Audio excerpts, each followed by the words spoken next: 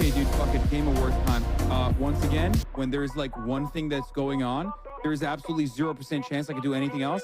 Everyone is being cringe and cancer as fuck. It's Game Awards time. Sorry. We are Game Awards, okay? I can't do. I know there's 20 minutes left, but they're already showing stuff, and nobody, and I mean nobody, wants to miss out on a single second of my front-facing ad. That's it. Game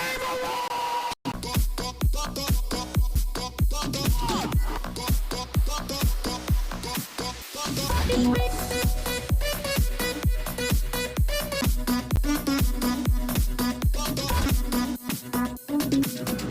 I can't even focus on this anymore because all of you motherfuckers keep talking about the PlayStation event. You dude, fucking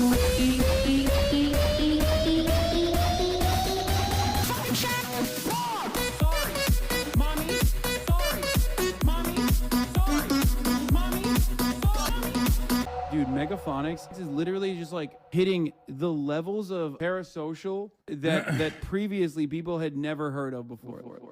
What's going on, everybody?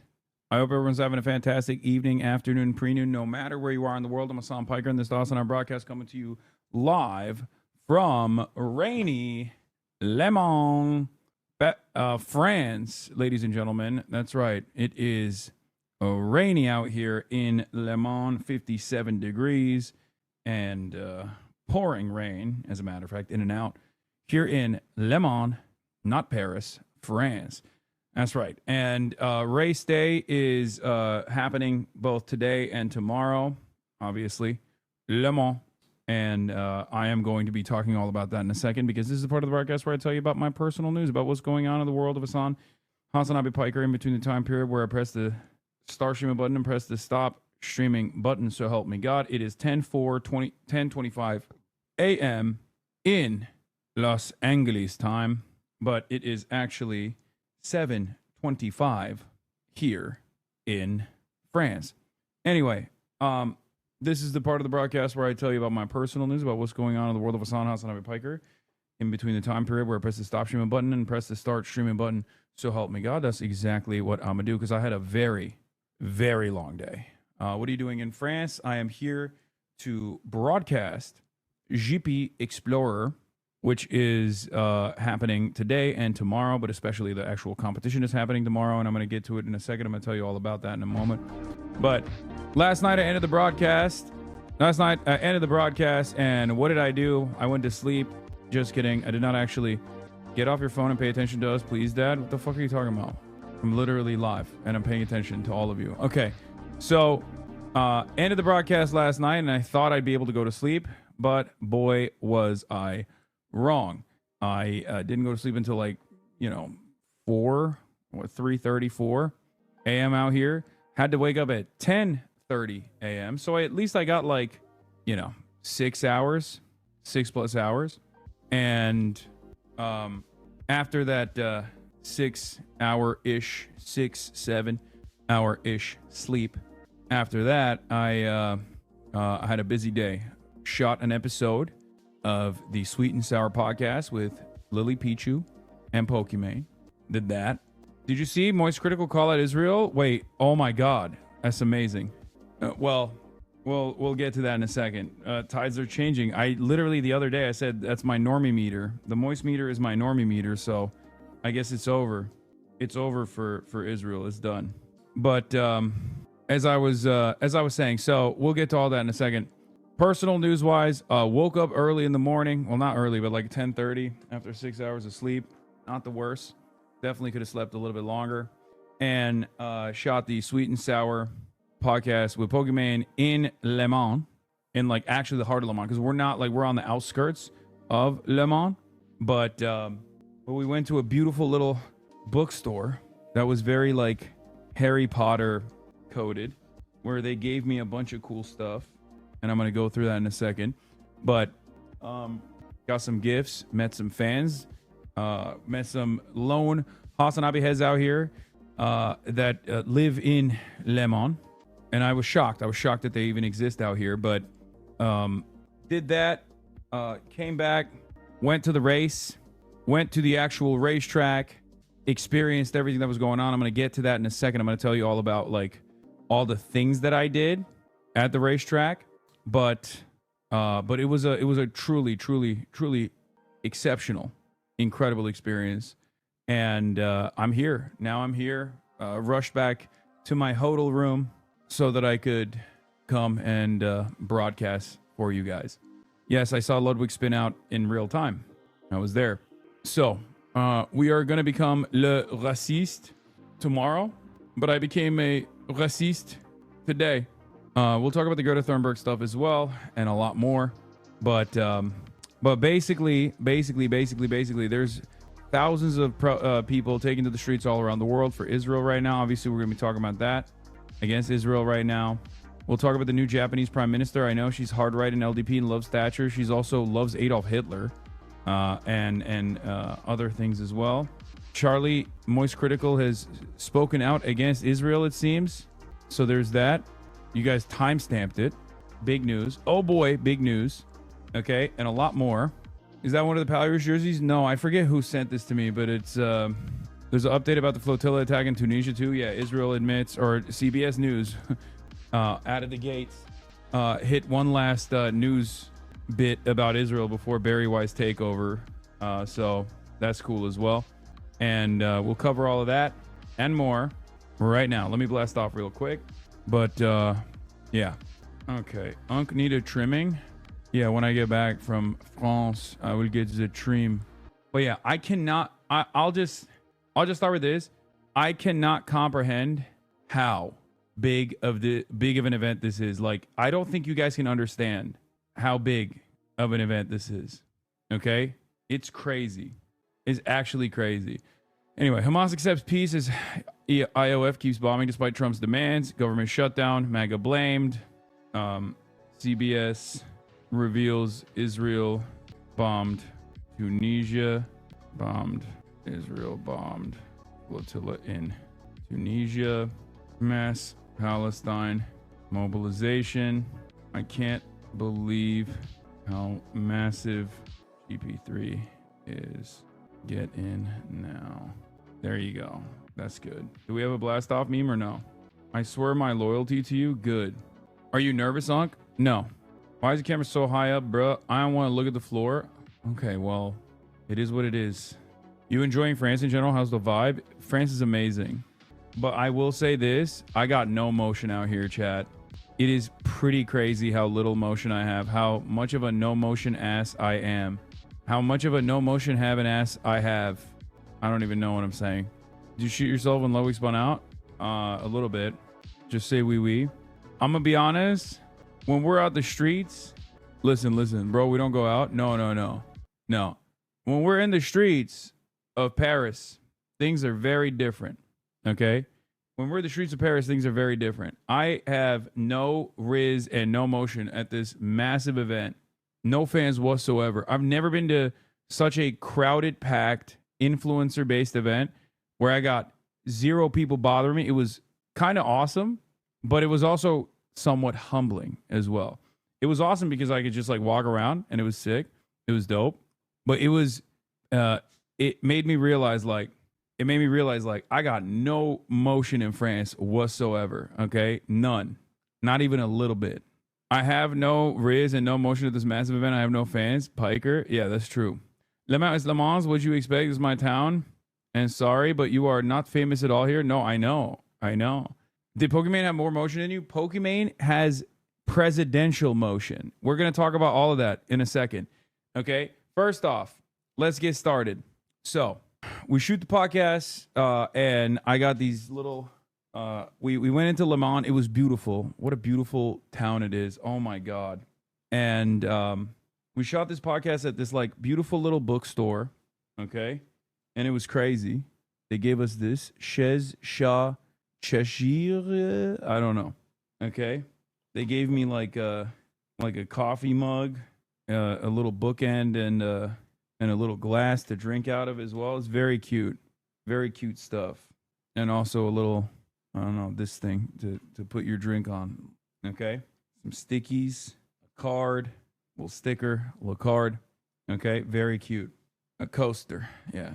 I forget what the thing is called. But then we went into an old bookstore or I went and got these two things, these two books. Well, one is a pamphlet more so.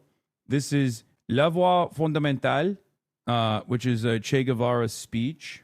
Okay. And I think it has like, and then this old Jules Guesde book. This is a French journalist, activist that was somewhat impactful in like early Marxist thought, or early socialist thought as well. I thought that was cool. This is from 1929. This book, and also, I don't know, but there was another store. Do you read books? I mean, it's pronounced like Gede, not Gesde. Okay, Gede. But that's French anyway. I can't. I mean, I do know how to read, but in English and in Turkish. So then another owner of the store down the road, I guess, found out that we were there, and they gave us this, and I don't even know what this is. So I'm just opening it for the first time right now. Le Mans, la Cite Plantagenet. Plantagenet? Is that how you say it? And then this. Oh, this is dope. Nice little art. This entire town is designed around the Le Mans race. Like the Le Mans is all about the race. Like everywhere you go. And then postcards. Give me some postcards as well. Originally from Le Mans, Hubert Poirot Bourdin brings back stories from his travels that he often illustrates in Indian ink. He plays with contrast between black and colors and never forgets to instill a little poetry in his drawings. For luxury hotels, the textile industry, children's publishing, the press, or even the sales, he draws for all media and all formats. Yeah, he gave me a print. Did you see the Cathedral of St. Julian? Yes. I didn't go inside, but it was beautiful. It's like Le Mans. Le is how you pronounce. Okay, well, Le Mans. But where is Le Women's? Yeah, I agree. Yeah, there's a Le Mans, but where is Le Women? Le Mans. So after that, we came back to the hotel for a second, and then immediately went to the racing area. And I've been filming a little bit too, so I can just like make some vlog content potentially. But I will say this, okay? This event is unlike anything that Americans are capable of doing, okay? Make no mistake. I don't think you guys understand. Like, I was thinking about this, and Pokey and I are in agreement on this too. But like, we've been to a lot of big events, right? We have friends that make big events. We have friends that do big events, right? It is incomprehensible. This is a legitimate, like this is like a legitimate, massive, real race, okay? Hundreds of thousands of people have come to Le Mans, specifically for this event. Do you understand how big that is? I'm saying hundreds. Like I think it's more than 100,000, if not 200,000 people. 200,000 people in physical, like in the physical space. There are, I'm going to repeat it again, 200,000 people that are there. Okay? 80K today, 200K total. And that's just the people that are at the event. And now this is not a Formula 1 race, guys. This is not like, you know, obviously that's an entirely different thing, but like Formula 1 is like you said, 400K. Average Formula 1 weekend is like 400K. Okay, but that's Formula 1. This is a Twitch streamer created event. That's just the physical tickets. Like that's just like what people are coming to watch. Okay? Like the Super Bowl is like 80 to 100K people. We're talking about double that for a Twitch streamer event. Okay? For a YouTuber, like an event that a YouTuber's throwing. That's what I'm trying to explain to you. Like the motion is like there's levels to this, and the French gap us. We knew that the Spanish gap us, but the French absolutely gap us as well. And even on the first day, and this is supposed to be just like the qualifiers, or like, you know, this isn't the actual race, right? Squeezy was live streaming the whole day. I think he might still be live streaming, as a matter of fact, because I think the event's not done yet. Oh, I think it literally just ended probably. But he had like 600K, 700K people watching the whole day. Okay? It's unlike anything you can imagine.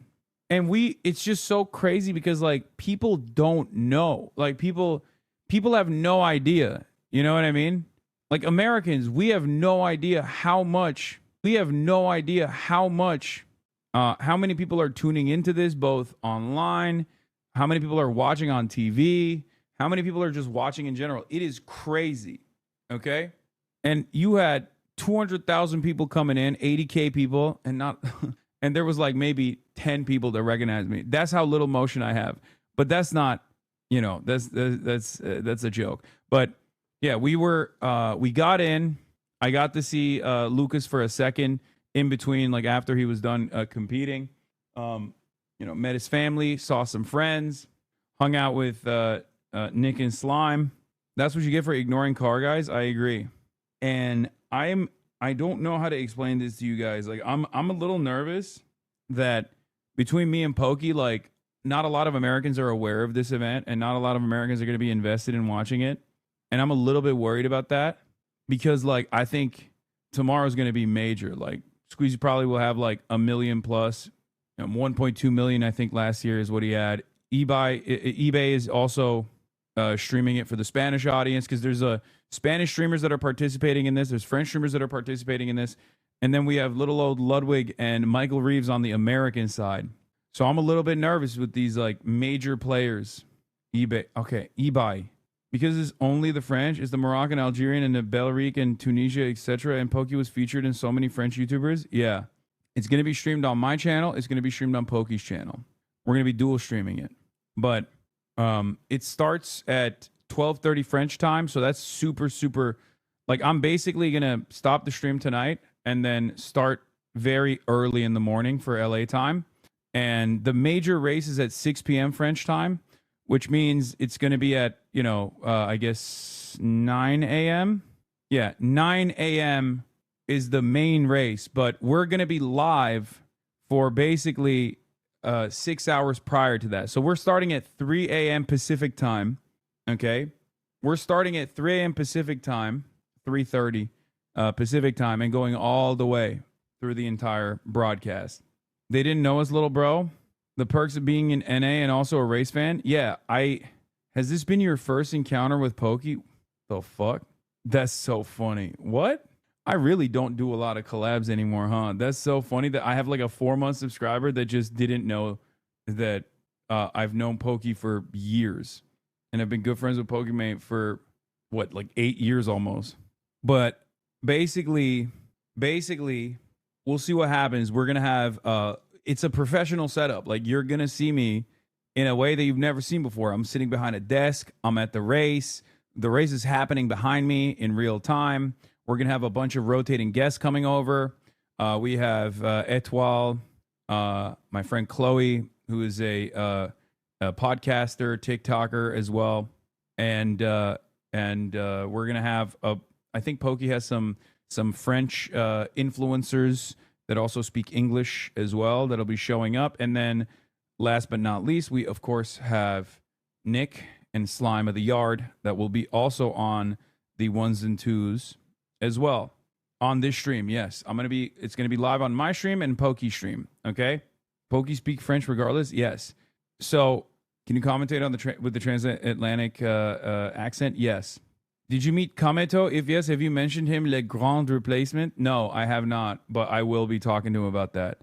But when I see him, I don't know. I haven't been able to see. No, Nick is Falco from the Yard. Okay, it's gonna be big. It's gonna be big. It's gonna be grand. It's gonna be a Grand Prix. Thank you for the playlist, Amacius. But basically, as far as my experience goes, like I just could not believe that a dude I know that is like a YouTuber was able to put together such a ginormous event such as this. We here in the United States of America have nothing. We have no motion. We have no swag. We got no bitches. Okay. Our weed is not loud. We think our smoke is gas. It is not. Okay. Our smoke is farts. These motherfuckers have real ass motion. Like, I don't know how to explain this to you guys. Okay. Like I know the numbers. I see the numbers with like eBay's events, right? I see the numbers with eBay's events when he's like throwing them together and it looks so big and so grand and so spectacular. Being at one of those things is entirely different, because even as like a physical event, it's a gigantic event. Okay, even as a physical event is ginormous, but then on top of that, it's like a legit televised sporting event as well. As in, like, it's being broadcast on French television. There's like real celebrities that are attending. You know what I mean? It's like a whole thing. And on top of that, there's also tremendous amounts of people that are like tuning in all over the internet. He sold those tickets in less than 1 hour, and it's 13 million euro total tickets. So the event cost to put together this event, it cost 10 million euros. Okay, chat saying Cutie does not get it at all. No. We don't even have the capacity to do stuff like this. Like, Cutie's events are massive, but I'm talking like Kai Cenat, for example, right? Like, Kai Cenat is the most like consistently large event doing streamer, right? The event cost 10 million euros to put together, and it shows. Okay, it shows. Do car guys make that much? No, these aren't car guys.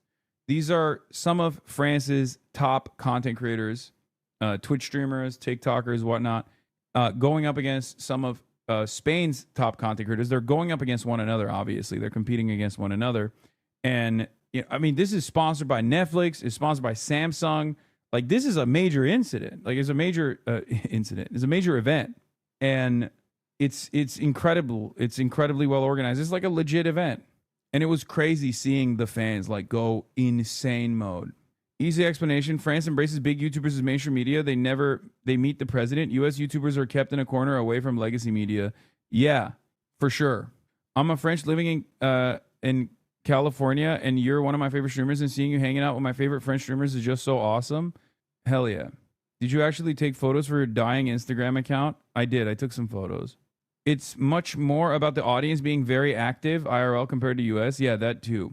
So, like I said, I just could not comprehend the sheer scale of this thing when experiencing it, and the fandom. Like, they're so crazy. They went nutty mode. But there was a moment where like we were walking up to the platform, and in order to pass the platform, you go through this like VIP area, and there are fans waiting outside the VIP area to get like a look at some of their favorite content creators, some of their favorite celebrities, right?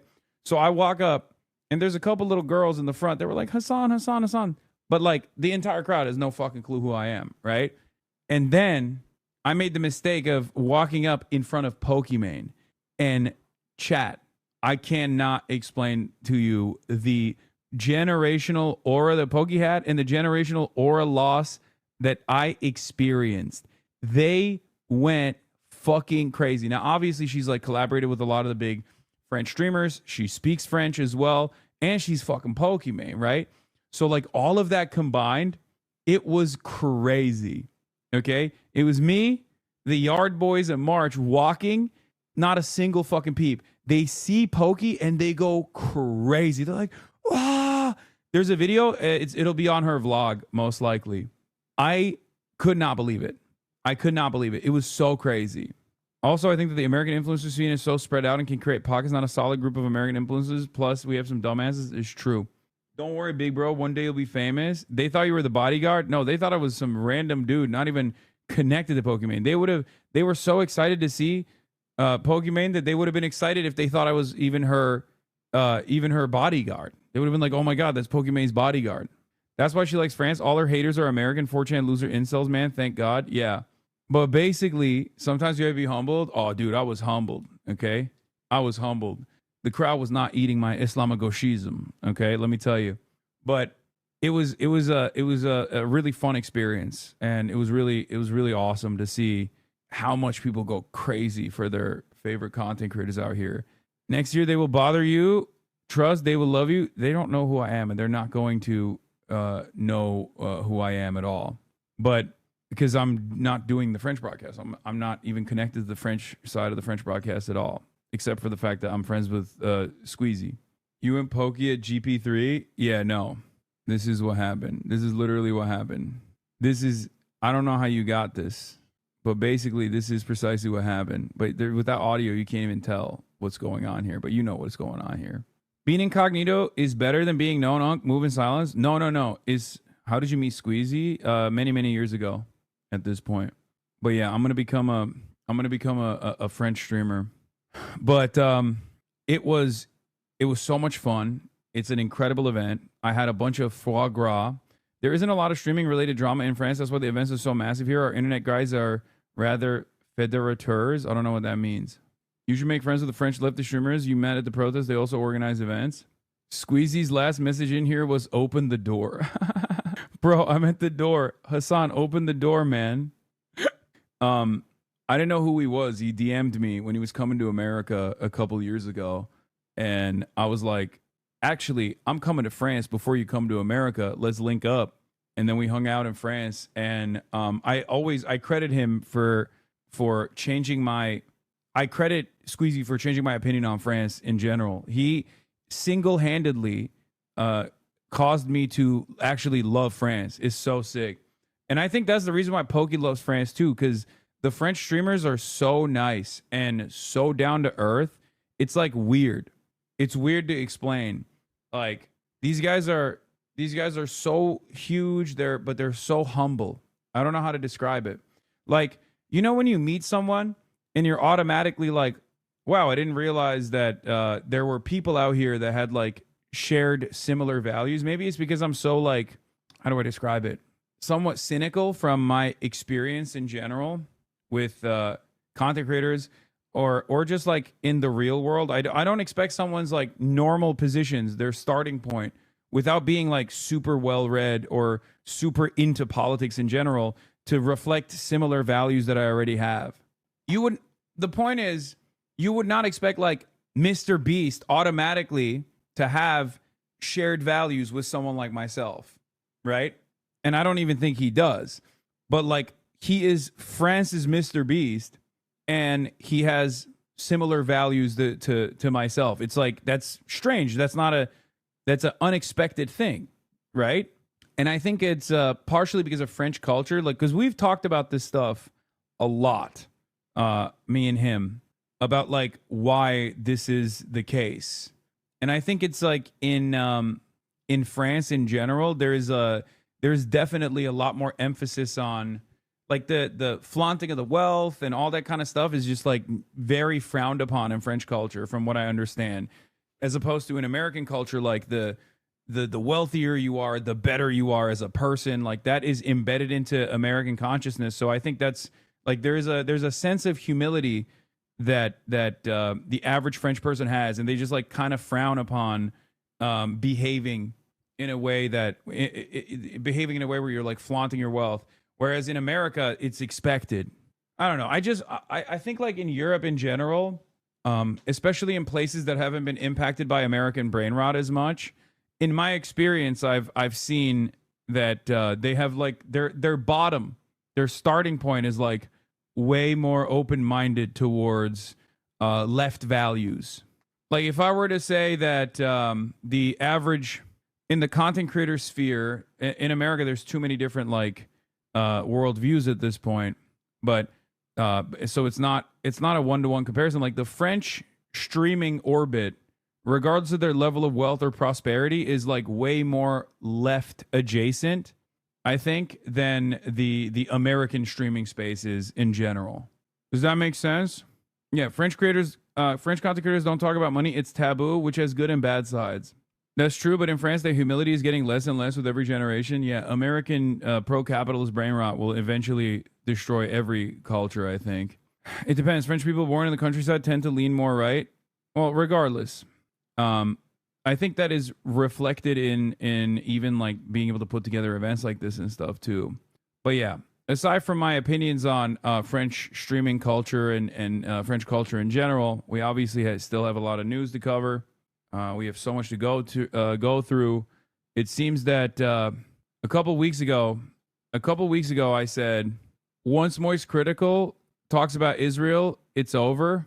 And it seems Moist Critical is, as a matter of fact, literally wearing the black t-shirt and talking about Israel, which is ironically what I fucking said. Once he wears the black t-shirt and starts talking about Israel, it's over. As in, the American normie class has completely shifted their position on Israel and are no longer even afraid to speak about these things. Like, remember, a couple weeks ago, I was making a joke.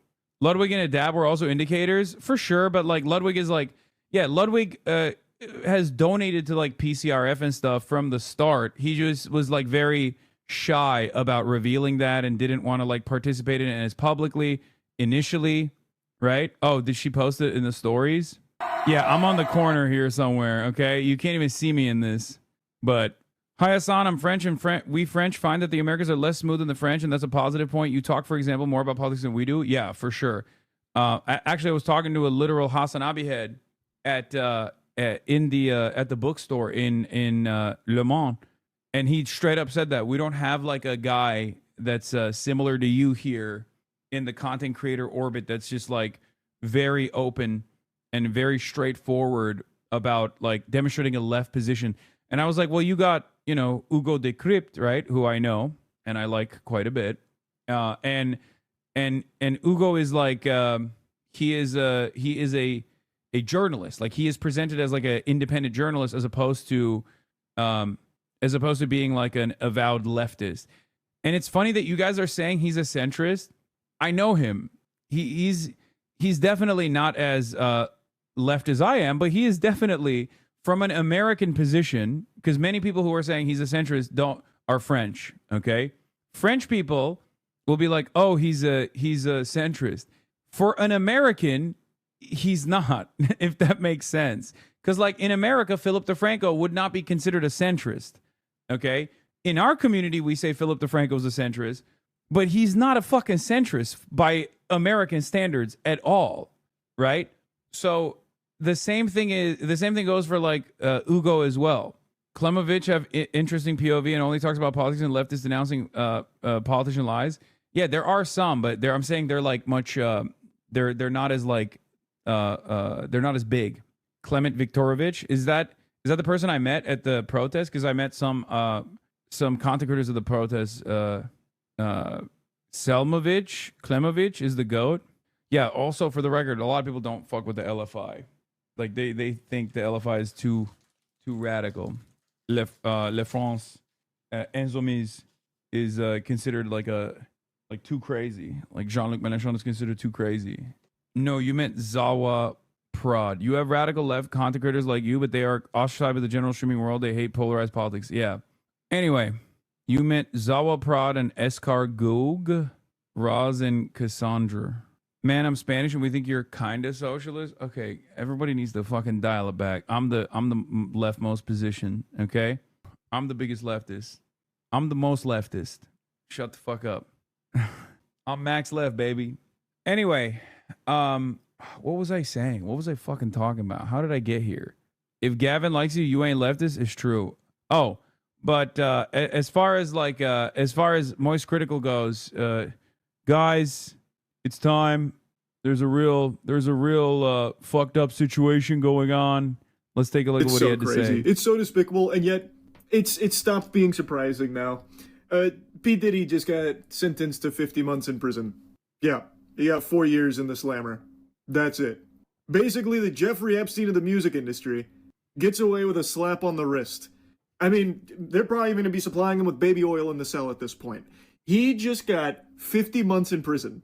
That's it. And truthfully, I'm not even confident they're going to keep him incarcerated for the full 50 months. I don't even think he'll be in there that long. He'll be in and out of the slammer lickety split. I feel like it'll be like that scene in SpongeBob where SpongeBob and Patrick steal a balloon on free balloon day, so the cops like close the cell for a split second and tell him to, scram.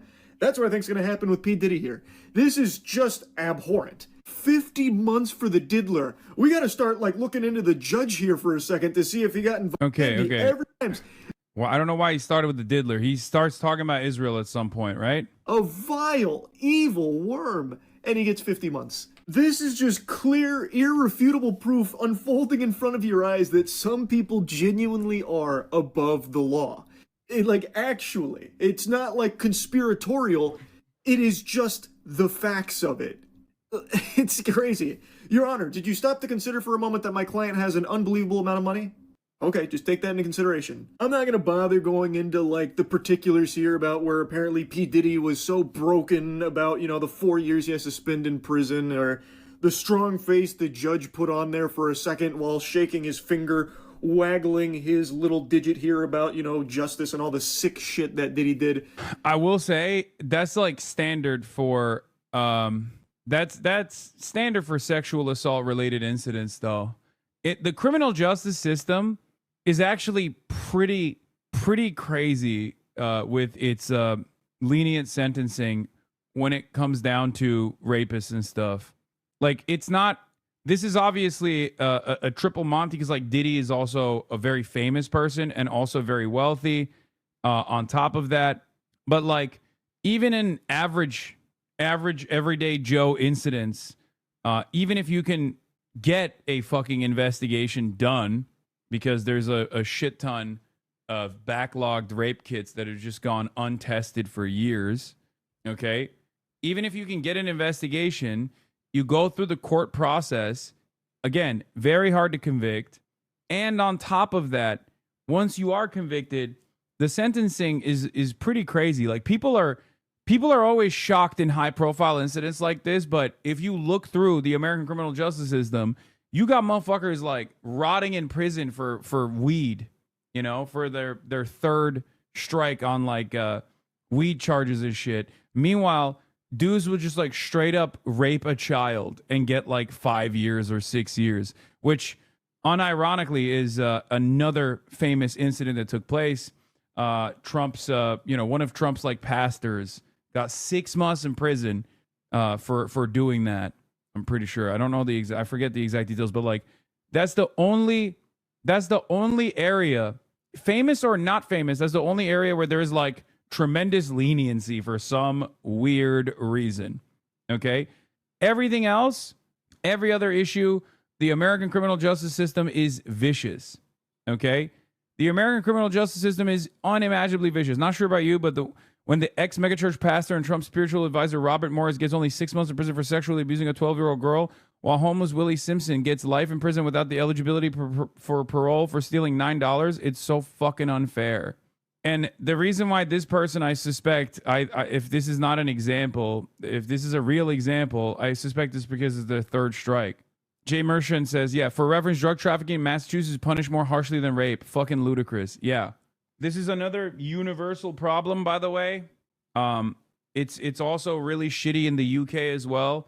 In most places, and listen, I'm not Mr. We need more harsh sentencing at any point, right? I'm Mr. Criminal Justice Reform. I'm in favor of rehabilitation over incarceration. But it's impossible not to realize, or it's impossible not to fucking notice. What is this? The Hassan Piker effect? What the fuck is this? Why did you send this to me? Brother, are you the content creator yourself? Like this is a dude with like 45,000 subscribers. If I were to look through his fucking YouTube videos, okay, it's mostly getting like 12K, 10K, 15K. And then he writes a video on me, 134K. Why would I ever watch this shit? This guy says, why DEI is dangerous for gaming. Why people actually hate Asmongold. No, just to see your opinion is just to see your opinion. It's getting viewers. No, motherfucker. It's getting viewers for you because it's being served to you. There are a million videos like that. It's just slop, brother. That dude is probably like I assume he's like a centrist or something. In any case, I'm over here trying to talk about like how we have an incredibly draconian criminal justice system where people constantly advocate for harsher and harsher punishments and penalties. And it's the one avenue where there are no harsh penalties whatsoever. And it happens to be sexual assault. And Chatter's like, hey, can you watch this fucking slop tuber who says you're an ideologue who lies all the time or some shit? No, man, I don't think I'm going to be doing that. Like, unless it's actually, unless it's a person with like at least some semblance of like political pedigree, okay? Academic pedigree, political pedigree. If it's just like some random fucking YouTuber, like I don't give a shit about what their take is. You know what I mean? Anyway, No disrespect to that guy. I'm sure his video is very well thought out, and he finally will arrive at the truth that I'm a dishonest charlatan who is lying to his audience or some shit. I'm sure it has all the motion on the planet. Anyway, let's get back to Moist Critical, who is finally addressing the genocide. It's all just fucking performative. It's not real. Because at the end of the day, justice wasn't really served. 4 years in jail for the diddler, the fucking baby oil behemoth. That's unhinged. That's just so twisted. But that's the time. Yeah. Diddy was convicted on 2 sex work charges. 50 months is on the high end of a sentence. I know. It's because part of the reason why that happened is because the prosecution flubbed it big time. And he had a really solid defense team. We're living in. Like, it is crazy the times we're living in. I also just saw today fucking Benjamin Netanyahu just openly stating in front of the whole world his plans on brainwashing because so many people are turning on Israel. So he was asked like what he plans to do about it. And you know what? Since I'm just yapping, I'm just gonna go ahead and go on this topic now too. I guess I'm curious about what's another game plan if we lose evangelical support for the state of Israel? What's our backup plan to be strong, like outside the diaspora? Christian influencers, okay? You said, we talked about the woke right, and you said, I call it the woke Reich. That's opinion. The woke Reich, because these people, you know, they're not any different from the woke left. I mean, they're insane. They're the reason. Yeah, that's his strategy. A galaxy brain chess maneuver here. Call everyone that doesn't support Israel Nazis. Whoa, holy shit. This he's alting right now. What? Insane that Charlie's going beast mode for once. I mean, it's not that insane. Dude, someone must have clipped it when I was memeing about how when Charlie comes out with the black t-shirt and starts talking about, guys, we have a serious problem with Israel. That's when you know the normal position is we've arrived at the normie position. This is hardly beast mode though. Dude, I'm going to keep it very real with you. There is no world where someone like Charlie would ever in a million fucking years say anything about Israel. You guys are straight up living in a totally alternative reality. If you think a person that people call a fence sitter professionally, okay, would ever, like, I'm not, and his own personal positions on Israel are irrelevant. I'm saying, like, as far as coming out and saying anything about Israel because of how fucking terrified most people have been to say anything about Israel at all. Anything for Israel, anything to say about Israel at all. Because for many people, for content creators, for people with jobs, they are terrified of saying anything about Israel that's negative because automatically you are public enemy number one, you're losing your job, you're gonna be tarred and feathered, you're gonna be called the anti-Semitic Nazi for the rest of your fucking life. Okay? This means it's no longer the case. This means that normies have also recognized that there isn't a tremendous amount of social pressure that can be applied if you come out and you're like, what the fuck are we doing here? This is completely unacceptable. He is proving exactly what I've been saying for months, that Israel's censorship regime especially is very frustrating for regular Americans who might not personally give a shit about what's going on there. Not to say that Charlie doesn't, right? But there are plenty of Americans. I'm using Moist Critical here as a beacon. I'm using him as what's the word I'm thinking of? I'm using him as a way to tell you where like societal attitude is at. Okay? Yeah, a canary in the coal mine, a litmus test, an indicator, okay? Most people either don't know anything about Palestine or Israel and never really cared, or they had a positive opinion on Israel until October 7, right? And most people saw what Israel did after October 7 and at times tuned in and thought, wow, that's really fucked up. Oh, well, life goes on. I'm talking about like normal people, not you guys.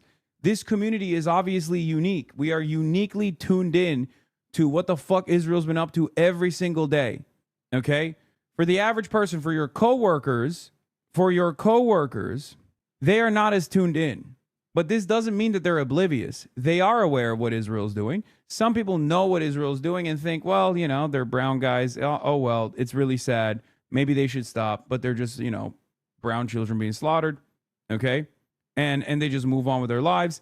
But if there's one thing that pisses off Americans, if there's one thing that pisses off your fucking coworkers, it's the fact that they see that, they don't like it, they're fearful to say anything about it, and they see others saying something about it that reflects their values on the issue, and they get fucking censored, or they get deplatformed, or they get yelled at endlessly by some of the most arrogant genocidaires you have ever encountered, and they don't like that.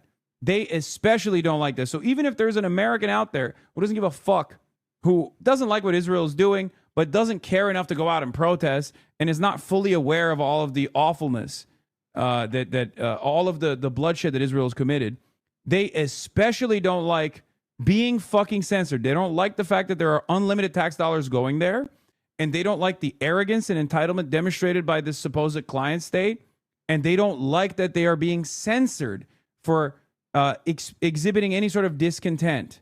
Okay, we shall call this the Kimmel effect. That's a good attitude about it. That's a good take. Exactly. Americans might not be totally tuned into all the awful shit that Trump is doing right now at the domestic level, but when he came out and was like, Jimmy Kimmel, for this like tepid statement about Charlie Kirk, deserves to be barred from speaking on television, and the FCC should like revoke the television license, all of a sudden everyone goes, well, what the fuck do you mean? Get the fuck out of here. Okay? And that's precisely what's taking place here. Prepare to be clipped out of context by slobs, but Moist doesn't support terrorists. Yeah, I don't care. Shut the fuck up. Who gives a shit? Okay?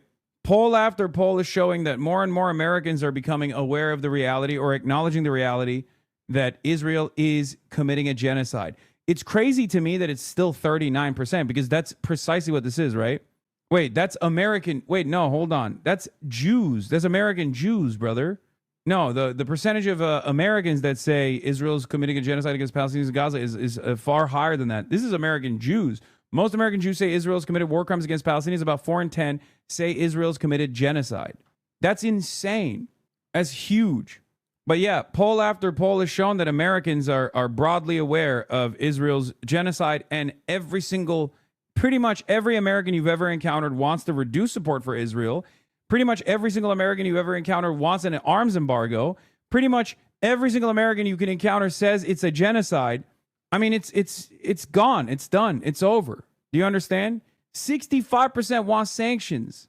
Oh, this is the Democrats. Okay, I was going to say, this is like the percentages seem far too high for all Americans. But regardless, overwhelming numbers also recognize that Israel is committing a genocide. Majority of Americans also want to push for sanctions on Israel, okay? Not just Democrats. Because when you look at independents, their numbers are a little bit lower than the Democrats, and then Republicans are pro-Israel, but it doesn't matter, right? Because Republicans alone don't make up for Israel support. Like, with the exception of evangelical Zionists and Jewish Zionists, which also are no longer as pro-Israel as they used to be, okay? With the exception of evangelicals and Jews, most of the United States of America are no longer pro-Israel, okay? And that happened over 2 years. You have to measure that against how pro-Israel Americans used to be. It is so over. And it's only going to get worse from here on out for Israel as far as like approval ratings goes. Oh, did you find the clip? Here, I said, would literally fucking lose their job. This is like Moist Critical, okay? You know how I say Moist Critical is my normie meter or my centrism meter? Like, this is like Moist Critical coming out and making a video and being like, guys, the McFucksticks over there at Israel are obviously doing a genocide, and we got to put a stop to it. It's like they're melting babies over there. I can't believe it. You know, I put my black t-shirt on instead of the white one today because I wanted to talk about the severity of the crisis at hand. Like, when you see that, when you see the Gaza situation is crazy YouTube video, know that things have changed so dramatically that people are no longer fucking fearful. Okay? Wow. So basically, if you're not like eating out of this guy's gooch and supporting Israel on everything, you're a Nazi. To secure Yeah. Down to the fucking black t-shirt, bro. Come on. My point is not, it's a non-starter. The normie American position is not only anti-Israel, but Americans are no longer afraid of even coming out as being anti-Israel. Because like in the past, many Americans would shy away from saying the truth. Many Americans would shy away from saying the truth because they were worried. Because nobody wants to be fucking yelled at and be called a fucking anti-Semite, okay? Especially because, like, when you get called an anti-Semite, especially by, like, these advocacy groups that do have a tremendous, or did have a tremendous amount of institutional motion, you're fucked. Your career is over, okay? This goes even beyond, like, people's distaste for speaking on political issues.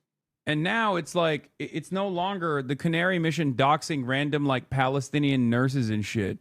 Because they can't dox every single person. You know what I mean? So they don't have that same environment of censorious fear. And it doesn't hit anymore. Yeah. This shit doesn't work anymore, man. Balanced budget 35. The cultural boycott of Israel almost certainly is thinly veiled anti-Semitism. Cultural boycott immediately implies a boycott of Jewish culture, which is inherently intertwined with Israel. It just doesn't. I have Jewish friends. They are scared of being attacked. You can criticize Israel, but criticizing culture, you begin immediately steering into anti-Semitism. Cultural boycott doesn't mean boycotting Israel. First of all, cultural boycott on Israel does not mean boycotting Jewish culture. The fuck do you mean boycotting Jewish culture? Are we going to stop eating bagels? No one is fucking suggesting that, okay? Half of American culture has been created by American Jews. No one is fucking advocating for cultural boycotts on Jews. A cultural boycott on Israel means academic boycotts on Israel, sports boycotts on Israel, not allowing Israeli teams participating in global events. Also, what kind of fucking cultural output does Israel have? Are you kidding me? Oh no, I can't wait. We're not going to be able to listen to fucking the worst techno you've ever heard in your entire life. Get the fuck out of here.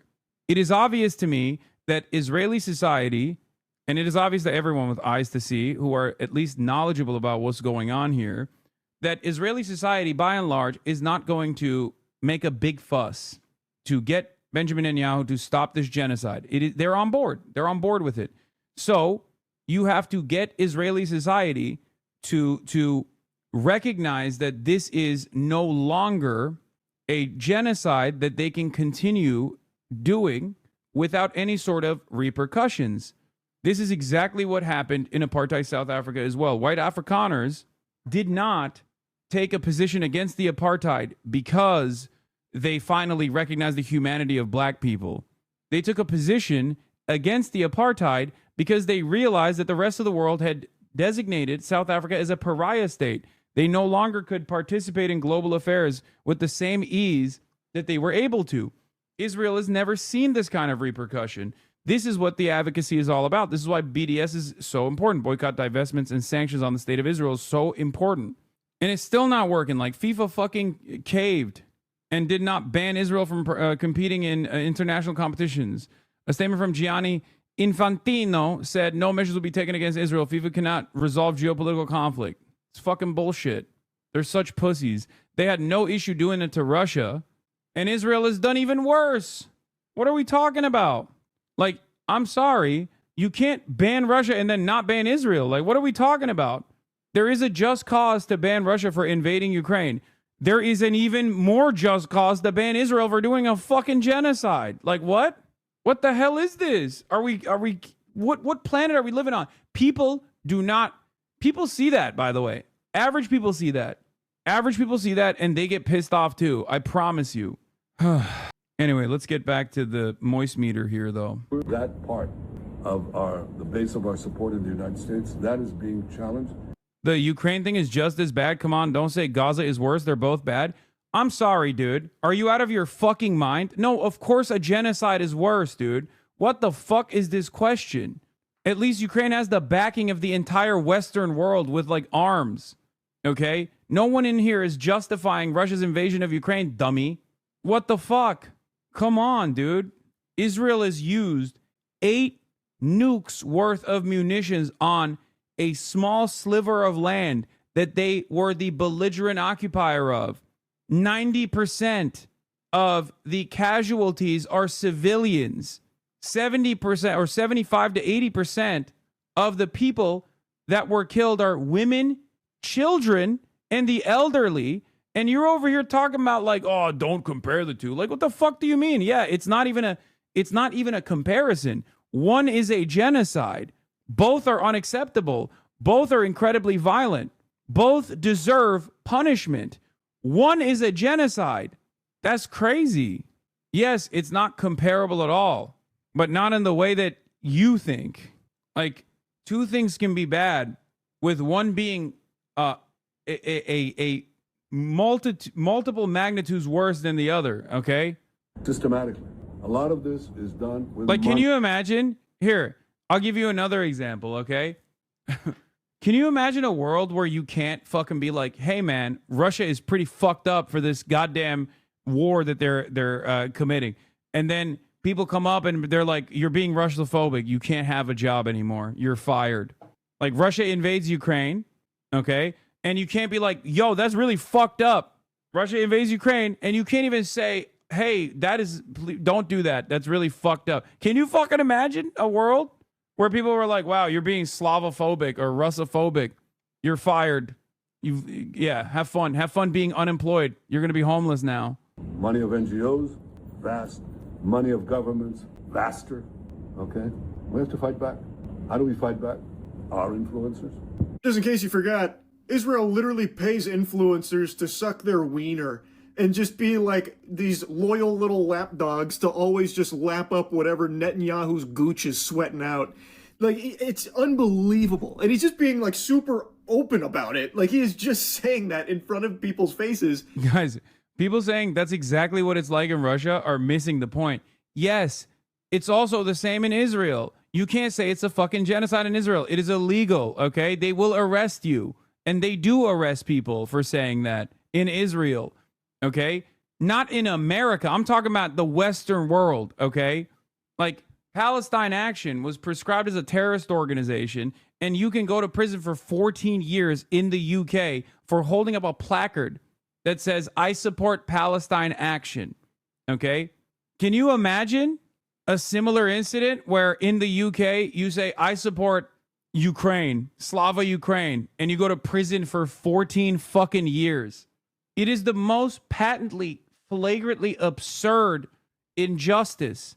And while there is no asymmetry between, or while there is an asymmetry, between Russia and Ukraine, where one is obviously a much more powerful and much larger force that is also engaging in an unjust invasion of a neighboring country, and it has been tremendously bloody, Israel is literally doing a genocide to a belligerent, to a population, to a captive population that it is the belligerent occupier of after almost 80 years of apartheid. What the fuck? Hassan, you are a terrorist, an actual threat to human life, disgusting, disgraceful, pathetic. Sorry, Moist Critical is also on his fuck Israel tip, so good luck to you, chatter. Good luck to that chatter. There's going to be, at this point, there's going to be like 8 people who fucking support Israel. And nobody seems to care. And secondly, we're going to have to use the tools of battle. And the most important ones are the social media. And the most important purchase that is going on right now is TikTok. TikTok, number one. And I hope it goes through because it can be consequential. And the other one, what's the other one that's most important? X. X. That's very good. And, so we have to talk to Elon. He's not an enemy. He's a friend. We should talk to him. Now, if we can get those two things, we get a lot. And I could go on other things, but that's not the point right now. Spoiler warning for those without thinking caps on. Censorship. He's talking about censorship. Damn to free speech. Benjamin Netanyahu's got other ideas. It's something he's talked about plenty in the past. He's not exactly shy with it. He's very loosey-goosey with the censorship topic, and he's talking about it again. He recognizes how everyone sharing videos and information about the atrocities and all the slaughter of the Palestinians at the hands of the IDF is making people turn on Israel. So now genocidal freak is going up to Elon Musk. Oh, Mr. Musk, can we do something about, like, all these pesky voices sharing all of this? It's censorship. Super weird, by the way, how a foreign nation seems to have so much pull over things happening in our homeland. Why can Netanyahu come out with his full ass on display talking about like how algorithms on the platforms here need to cater to him, and also he should be talking to Elon about Twitter so they can do something together in regards to like the people not liking Israel anymore and what they're having access to. Why is that? Like, that shouldn't be allowed, right? Like, what the fuck? This guy gets to come in and, like, completely wash our fucking freedom of speech in order to fit his censorship agenda? Cool. How about no, Goober? Like, come on. This should be an outrage to everybody, but it's not. It's just not. And that's just the signs of the times that we're in. Like, I made a video the other day about Ted Cruz with his slip-up where he said to stop attacking pedophiles. Senator Booker also said we should have bipartisan agreement. I think that's a great idea. We should have bipartisan agreement. How about we all come together and say, let's stop murders? Damn, bro, I can't believe I'm hearing Moist Critical. My eyes, my ears. I can't believe I'm seeing and hearing Moist Critical wearing the black shirt, literally calling Benjamin fucking Netanyahu the G word, goober. Okay? That is crazy. How do we get here, folks? The motherfucking G word, man. Incredible things are happening. We're finally here. ContraPoints has now officially been outflanked from the left by Moist Critical. I know. I don't know anything about him. What's the significance of the black shirt? I mean, that's mostly a meme. But yeah, no. Charlie is... Charlie doesn't normally do a lot of politics. Like he's a liberal for sure. Right. In the past, like he's come out and had some interesting takes that I definitely consider liberal. But like he is very he deliberately stays out of trouble, I guess, if that makes sense. He tries to actively not talk about this stuff. So for him to come out and like make a statement is indicative of the change in times. It means that there aren't like tremendous repercussions for this sort of thing. But for the Palestine issue, you just need to be human to speak up no matter what side you're on. No, I understand that. But again, different strokes for different folks, I guess. How do you think he'd feel knowing you call him a normie meter? I don't know. I mean, I'm not even shitting on him for it. A lot of people yell about how he's, people say like he's offensive or whatever. I don't really give a shit ultimately. I'll take support from anywhere I can get. But yeah, I think he is demonstrative of an attitude shift. Like it means that like this position is no longer, this is an inoffensive position. It's like people actually no longer feel fearful to reveal this. And he has, in the past, he stood up for trans people and a lot of people yelled at him for it. But like this means that like the average American cop and divorced dad also has a similar perspective. Do you understand? Like there's cops that watch Moist Critical. There's divorced dads that watch Moist Critical. Your coworkers watch Moist Critical, okay, in our age group. Lol, shitting on him even more? No, this is not a diss on Moist Critical at all, dude. It's only a diss in this community, okay? That for the average person doesn't have a fucking negative opinion about cops. What are you talking about? Average person in America loves cops, chatter. Wake up. How about we all come together and say, let's stop rape? How about we all come together and say, let's stop attacking pedophiles? I want you to look at what happened when the National Guard went to D.C. Quite the Freudian slip. And as I said, there's no way he meant to say that. But he never corrects it or anything. No one points it out. And what he's talking about didn't pertain to pedophiles at all. His crime statistics were robbery, homicide, and rape. 2 out of 3 of those he covered previously. The last one, robbery, that doesn't relate to stopping attacking pedophiles. Like, those two don't connect. You can't put the square piece into the circle hole on that one. And I saw people saying that it was intellectually dishonest to paint it as anything other than just like an embarrassing flub. Which is fair enough, I suppose, because I'm not trying to make the claim that this is him fully admitting to things and he's going full mask off. Ted Cruz did, notably, reject the release of the Epstein files. Like, from all available information, it seems he has been against the release of the Epstein files, judging from his votes in regards to it. So I did pose that, here's a little food for thought. There may be a little something there, possibly, but overall, the video, I was just taking the piss out of it. That's really it. But that was somehow incendiary and made people mad about, like, to portray him clearly having a flub there. Once again, that is indicative of his audience's attitude, right? That he still has people that would, even when he's like gently making fun of Ted Cruz for a very obvious gaffe, while tying it back to his, the Epstein stuff, like there are people in his audience that get mad at that. Okay, so there's obviously like right wingers in his audience as well.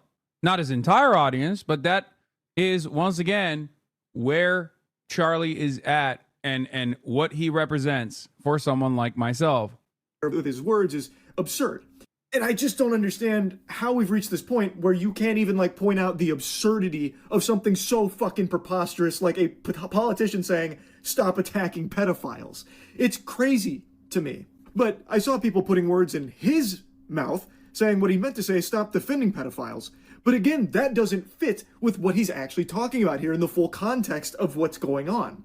So why is he even bringing up pedophiles in the first place? It's super fucking weird. That's all I was saying, and making fun of him for it. The same way I've made fun of other flubs and weird stuff from politicians, like Biden, when he talk about like kids rubbing his leg hairs and shit like that. But things have just changed so fucking drastically. It's a totally different ballgame.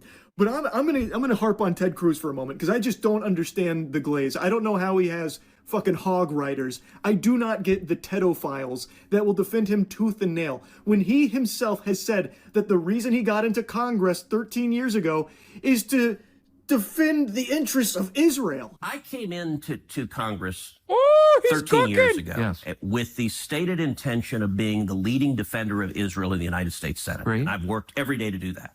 So you are an American politician whose sole purpose for being here is to defend the interests of a foreign nation here, domestically. I just don't know how that's not treasonous. I'm just going to say it. I don't get how that is not just like full-blown treason. I saw quite a few takes when it came out about Israel paying influencers for like positive PR and stuff, and people were tossing the word treason around in regards to that. This is that times 50. I don't know how this one gets a pass. I don't get how that gets a pass. He is supposed to represent the state of Texas. You would think as an American... I told you, motherfuckers, dude. I told you. Wait till Charlie hears about BDS laws, dude. Any self-respecting American who hears about the treacherous, nefarious ways in which Israel advocacy groups have been able to dominate American political discourse in this fashion, they're never going to look at that the same way ever again. 38 states where you have to fucking sign a loyalty pledge to the state of Israel to retain a job. Ain't no way. Ain't no fucking way. Politician, you would be prioritizing the interests of the nation that you're representing. But instead, he is openly saying that he got into this for the sole reason of supporting a foreign nation here. Now, again, I'm not the most politically savvy guy on the planet. I'm a fucking Neanderthal. I get that. I am a Cro-Magnon man when it comes to this. But I just don't understand. I cannot wrap my head around how people will support that. I don't get it. It doesn't. By the way, I knew this was going to inevitably happen, which is why I cannot believe how much the Democrats have failed on this issue and how much they haven't led on this issue. If you couldn't see the fucking writing on the wall, first and foremost, you should have obviously been against it due to the immoral nature. Like you should, if you're a human being, you should be anti-genocide. Okay? But the fact that you wouldn't even argue against Israel, you wouldn't argue against decoupling from Israel, knowing that this was going to be a major world-defining, incredibly consequential political issue at the domestic level. God damn, dude. Retire. fucking retire if you can't see that. If I can see that, and I'm a dumb fuck Twitch streamer, you should be able to see that too. You shouldn't even need the tide shift to take place to actually, change your position on it, regardless if you're a politician. Yeah. Leaked email reveals communication between company leading the TikTok purchase and former Israeli Prime Minister Ehud Barak. We believe that we have to embed the love and respect for Israel in the American culture, wrote the then Oracle CEO Safra Katz in 2015. Okay? And Will Menaker has a take on it. He says, no matter how much money they spend on this or how many media platforms they buy out for this express purpose, I can state with total confidence that no one in this country under the age of 50 will ever love or respect Israel again, and nothing is changing that. It's over. This is why I keep saying, toothpaste out of the tube. This is why I keep repeating over and over again that today is the day that Israel will be the most popular it ever will be for the rest of time. Tomorrow, Israel will be less popular than it is today. And the day after that, Israel will be even less popular than it is today. This will never turn around for Israel. It's over. They've lost the next generation. Completely lost it. And what they also fail to comprehend is that all of this censorship, all of this media manipulation is only pissing people off further. That's why you got motherfuckers like Charlie coming out and attacking Israel from the perspective of coming after, and changing, or openly admitting that they are trying to pay people to advocate for Israel as it is doing a genocide. It's out in the open. That's why I don't get too fucking mad at people when they actually take the leap, when they actually do recognize, when they take that first step and they recognize Israel is the wrong party here and not the wronged party here. All it takes is time from that point on. Most people don't just turn around and go, yeah, Israel's doing a genocide, but, okay? They might say that today, but they're not going to say that tomorrow, chat. This is why you always have to be as kind as you possibly can to people who have demonstrated that genuine change of heart, or people who were silent before who are speaking out now. Okay? Do you understand? I always like to look at my own personal... Are you reading a script? The fuck? No, man. What? I'm reading chat while also spitting hot fire. These are things I've said so many times over that it's just it's not even a thing. I don't even think while I'm repeating these words at this point.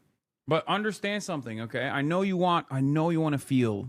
I know you want to feel like you were there all along and you want some recognition for it. This is a selfish need, okay? Let go of that. Imagine if I did that to you when you came in here on October 7, okay? And you told me fuck you, Hassan. You're a fucking Hamas lover. You love terrorism. How dare you speak out against the Jewish state? I didn't do that, did I? I was aware of all the fucked up shit that Israel had done leading up to that point, but I didn't do that. Think about your own experience over the last 2 years and how you arrived at this conclusion, the journey that you took to arrive at this conclusion, to arrive at the truth, okay? Understand that a similar process will take place for a lot of the people who are even now, after 23 months, only now beginning to recognize what Israel's been up to. Bro, I came in here years ago after leaving the army. If you had done that to me, I would not be a progressive leftist organizing in my community. Giving people a path forward with empathy is so crucial. Exactly. Trick question. You didn't stream on October 7th. That's true. That was one of the few days that I didn't stream. That's why people say when I don't stream, crazy shit happens. I did not stream on October 7th, but I'm saying on October 8th, right? When I did stream. I'm telling you, it is impossible. Once people are made aware, once they take that leap, once they actually go against what they have been preconditioned into believing, that Israel is this moral party, Israel is this Western aligned nation, and its enemies are barbaric monsters. Once they take that leap to recognize the truth for the first time, when they go, maybe Israel is not the moral nation I thought it was, there's no going back after that. Okay? After that, you just have to sit back and wait. All it takes is time. And the same even goes, same goes for liberal Zionists. people that start off as liberal Zionists who are like, yeah, you know, I don't really like the West Bank settlements, and yeah, I don't know. I mean, why can't Jews have their own nation state? Like, come on. Like, it starts off that way, but the moment that they start recognizing that Israel is committing a genocide, the moment that they start thinking like this is unjustifiable, it's a tipping point for them. From that point on, they're not gonna turn back and be like, yeah, they did a genocide, but like they're still awesome. You know what I mean? Or yeah, they're doing war crimes every day, but they're still fucking dope. I've never met a person like that. I've only met people who cynically present themselves as like stalwart allies of the Palestinian cause while simultaneously abiding by a liberal Zionist fixed position that they won't bend on, and only maybe in an effort to launder their reputation after so many people's perspectives have shifted so dramatically after 2 years of genocide, do they try to launder their reputation after you know, trying to actively deplatform people. But like, you know what that is, okay? You know what's going on there. That's not like a sincere thing. That's just someone trying to maintain some semblance of authority. What do you think about the person who mostly clings to the argument, not my American dollars going to Israel versus condemning the genocide? I'll take it. Whichever way we can, you know?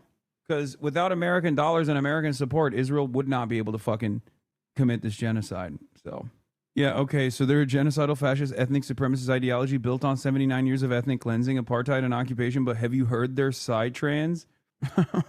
Come on, man. It's so much better than infected mushroom, okay? You don't even understand. They have the best techno, bro. Have you seen their SNL? God, their cultural output is so good. I still have some people from former circles trying to say people shouldn't talk about Israel doing war crimes because they don't understand the complexities. I genuinely think it's their way of coping with the fact that they have family over there. It also shows why Israel wants so many people to move there. Yeah, of course. I was a person who was like, I don't care what happens in Gaza and supporting Israel. Eventually, I understood I didn't know what was going on. It's now very important to me to spread the word and support the cause. I'm embarrassed of who I was then. It's okay. As long as you are doing the right thing now, you know? Don't spend too much time on who you used to be. Now, having said that, it is good and healthy to examine how you were so oblivious in order to make sure that you are not as oblivious when other issues take place. You know what I mean? When there's other ongoing issues that you might like. What is the reason why you were so close-minded at first? It's good to figure that out and to eradicate that. But yeah, we're here now. It's over. It's done. Makes sense to me. He's also never there anytime Texas needs him, like in the event of like tragedies and shit, like with the flood, the freeze from quite a few years back. He always seems to be on vacation. Like, it's just, I'll stop harping on Ted Cruz in particular. I'm just fucking blabbering here. It's 4 a.m. Obviously, it's another insomnia-fueled evening, so I can't help but just blabber. But my God, it's just crazy the times we're living in. Yeah. The final sale of Van Jones' soul has been completed. Van Jones given us a preview of the campaign Barry Weiss and Oracle will run to justify their coming censorship of CNN, CBS News, and TikTok. Their pro-Israel censorship is not censorship at all, they will claim, but rather a counter to an imagined disinformation campaign run by Iran and Qatar that caused these platforms to show what is actually happening in Gaza. A genocide of children conducted by Israel and defended by plenty of folks in the U.S., many of them on Israel's payroll. Leaked documents have already shown that Israel's strategy to make the American public favor genocide is to triple down on spreading Islamophobia. Yeah. So here's the other thing with these fucking charlatans, okay? Like Van Jones. You guys know my opinion on Van Jones. I fucking hate him. He is a giant piece of shit. He is a cynical political actor. He is a major dick rider for Israel. Like, he is such a dick rider for Israel. He was going to like third-rate Zionist groups and the events that they were throwing, like the Zionist party, right? Like, that's how much of a dick sucker he is for Israel.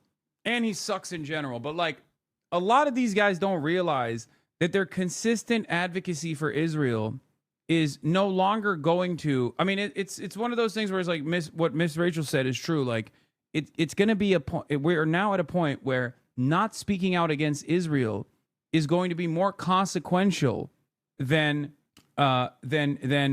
actually defending Israel. Like, people are not actually defending Israel. Not speaking out against Israel is now consequential, okay? Like, in the past, being anti-Israel was unimaginably consequential. Now not being anti-Israel is actually bad.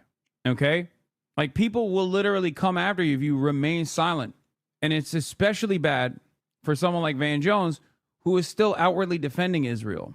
But isn't part of that because we had to fold everything into critical race theory, and somehow the Middle East became part of... How should we speak out against Israel given the current state of surveillance on social media? They can't fucking arrest all of us. Get the fuck out of here. You can say whatever you want. Suck my dick, Israel. I do it every day, okay?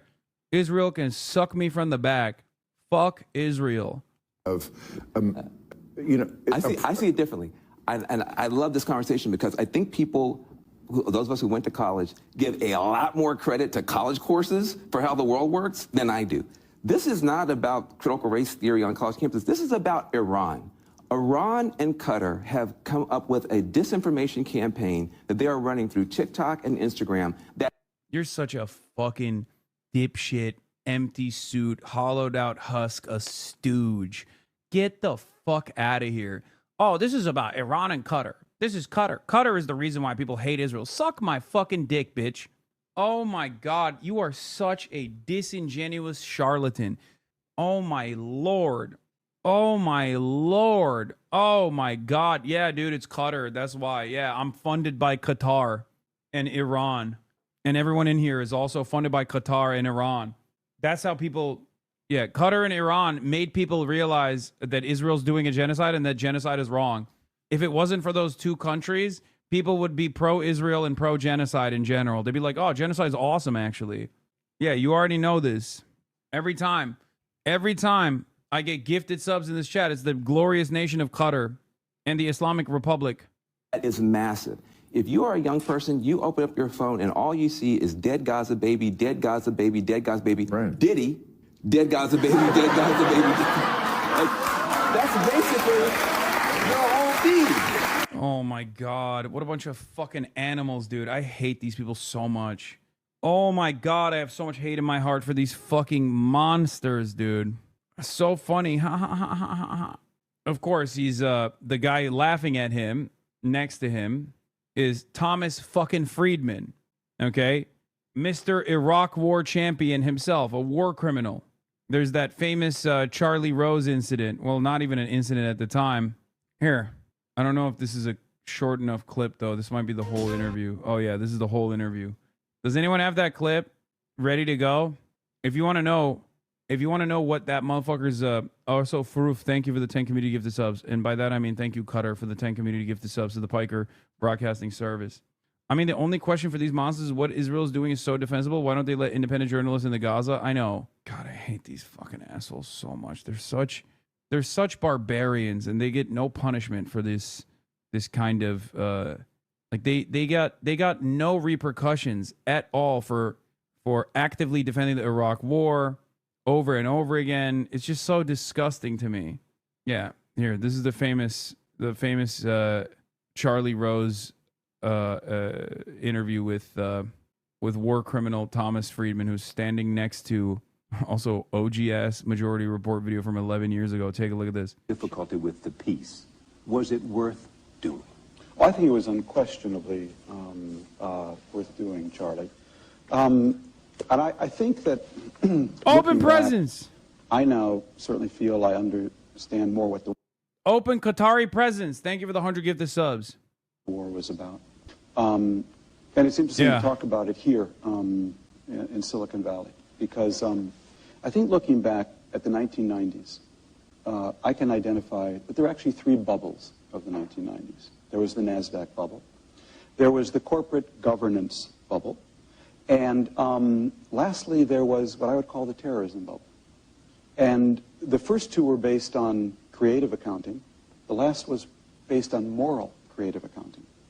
The terrorism bubble that basically built up over the 1990s said, flying airplanes into the World Trade Center, that's okay. Wrapping yourself with dynamite and blowing up Israelis in a pizza parlor, that's okay. Because we're weak and they're strong and the weak have a different morality. Having your preachers say that's okay, that's okay. Having your charities raise money for people who do these kinds of things, that's okay. And having your press call people who do these kind of things martyrs, that's okay. And that built up as a bubble, Charlie. And 9/11 to me was the peak of that bubble. And what we learned on 9/11 in a gut way was that that bubble was a fundamental threat to our open society. Because there is no wall high enough, no INS agent smart enough, no metal detector efficient enough to protect an open society from people motivated by that bubble. This is the intellectual argument that is that haunted everyone with a brain for a fucking decade plus. They hate us because they ain't us. We live in this big, beautiful, bold, open society, and Islam is incompatible with that, and that is the reason why it must be destroyed. Yeah, is this guy considered an intellectual? Dog, that's Thomas fucking Friedman. He's a New York Times columnist. What are you talking about? Please. Yes, he's a racist charlatan, and his argument is childlike, but yes, he is seen as an American intellectual, and there are a million people like him. And what we needed to do was go over to that part of the world, I'm afraid, and burst that bubble. We needed to go over there, basically, and take out a very big stick, right in the heart of that world, and burst that bubble. And there was only one way to do it, because part of that bubble said, we've got you. This bubble is actually going to level the balance of power between us and you, because we don't care about life. We're ready to sacrifice, and all you care about are your stock options and your Hummers. And what they needed to see was American boys and girls going house to house, from Basra to Baghdad, and basically saying, which part of this sentence don't you understand? You don't think, we care about our open society? You think this bubble fantasy, we're just going to let it grow? Well, suck on this, okay? That, Charlie, was what this war was about. We could have hit Saudi Arabia. It was part of that bubble. Could have hit Pakistan. We hit Iraq because we could. 1 million dead Iraqis, bro. This is how he championed it. We had to kill a bunch of children in Iraq to show the world, to show the Muslim world that you can't get away with terror, as though they were responsible for this. We had to do 1 million 9/11s to a totally unrelated Muslim country. This guy is sitting right next to him. Look, there he is. Polite society. This is why I can't stand stupid fucking liberals who act as though this guy is not a monstrous piece of shit. His hands are bloody. And here's Van Jones doing a similar thing in defense of Israel. Get out of here. In a just society, they would not have jobs. But the reason why they have jobs is because they say those things at the time, and they continue saying those things, and that is what mainstream media demands, so that your fucking parents are still brain broken into believing that all of the youths are actually anti-Israel because of the scary Muslim countries like Iran and Qatar. And unfortunately, a lot of your parents that watch Bill Maher do believe that. So that's not DEI. That is a geopolitical adversary that is like every dumb fuck in this panel has their own right-wing attitude about their own pet project. Bill Maher's like, oh, don't you think it's DEI? And Van Jones like, no, it's actually Qatar and Iran that made people hate Israel. But of course, they're all unified on dick riding Israel, because that's what it is. You have to suck Israel's penis, okay? Every fucking day. If you want a sweet, cushy mainstream media job, you either need to shut the fuck up about Israel and never talk about it, or if you do, you have to talk about it as though it's the most moral nation. It's the most moral nation. It's the best nation. It's the most moral nation. And all of its enemies are scary Muslims. All of its enemies are scary Muslims that want to rape and decapitate you.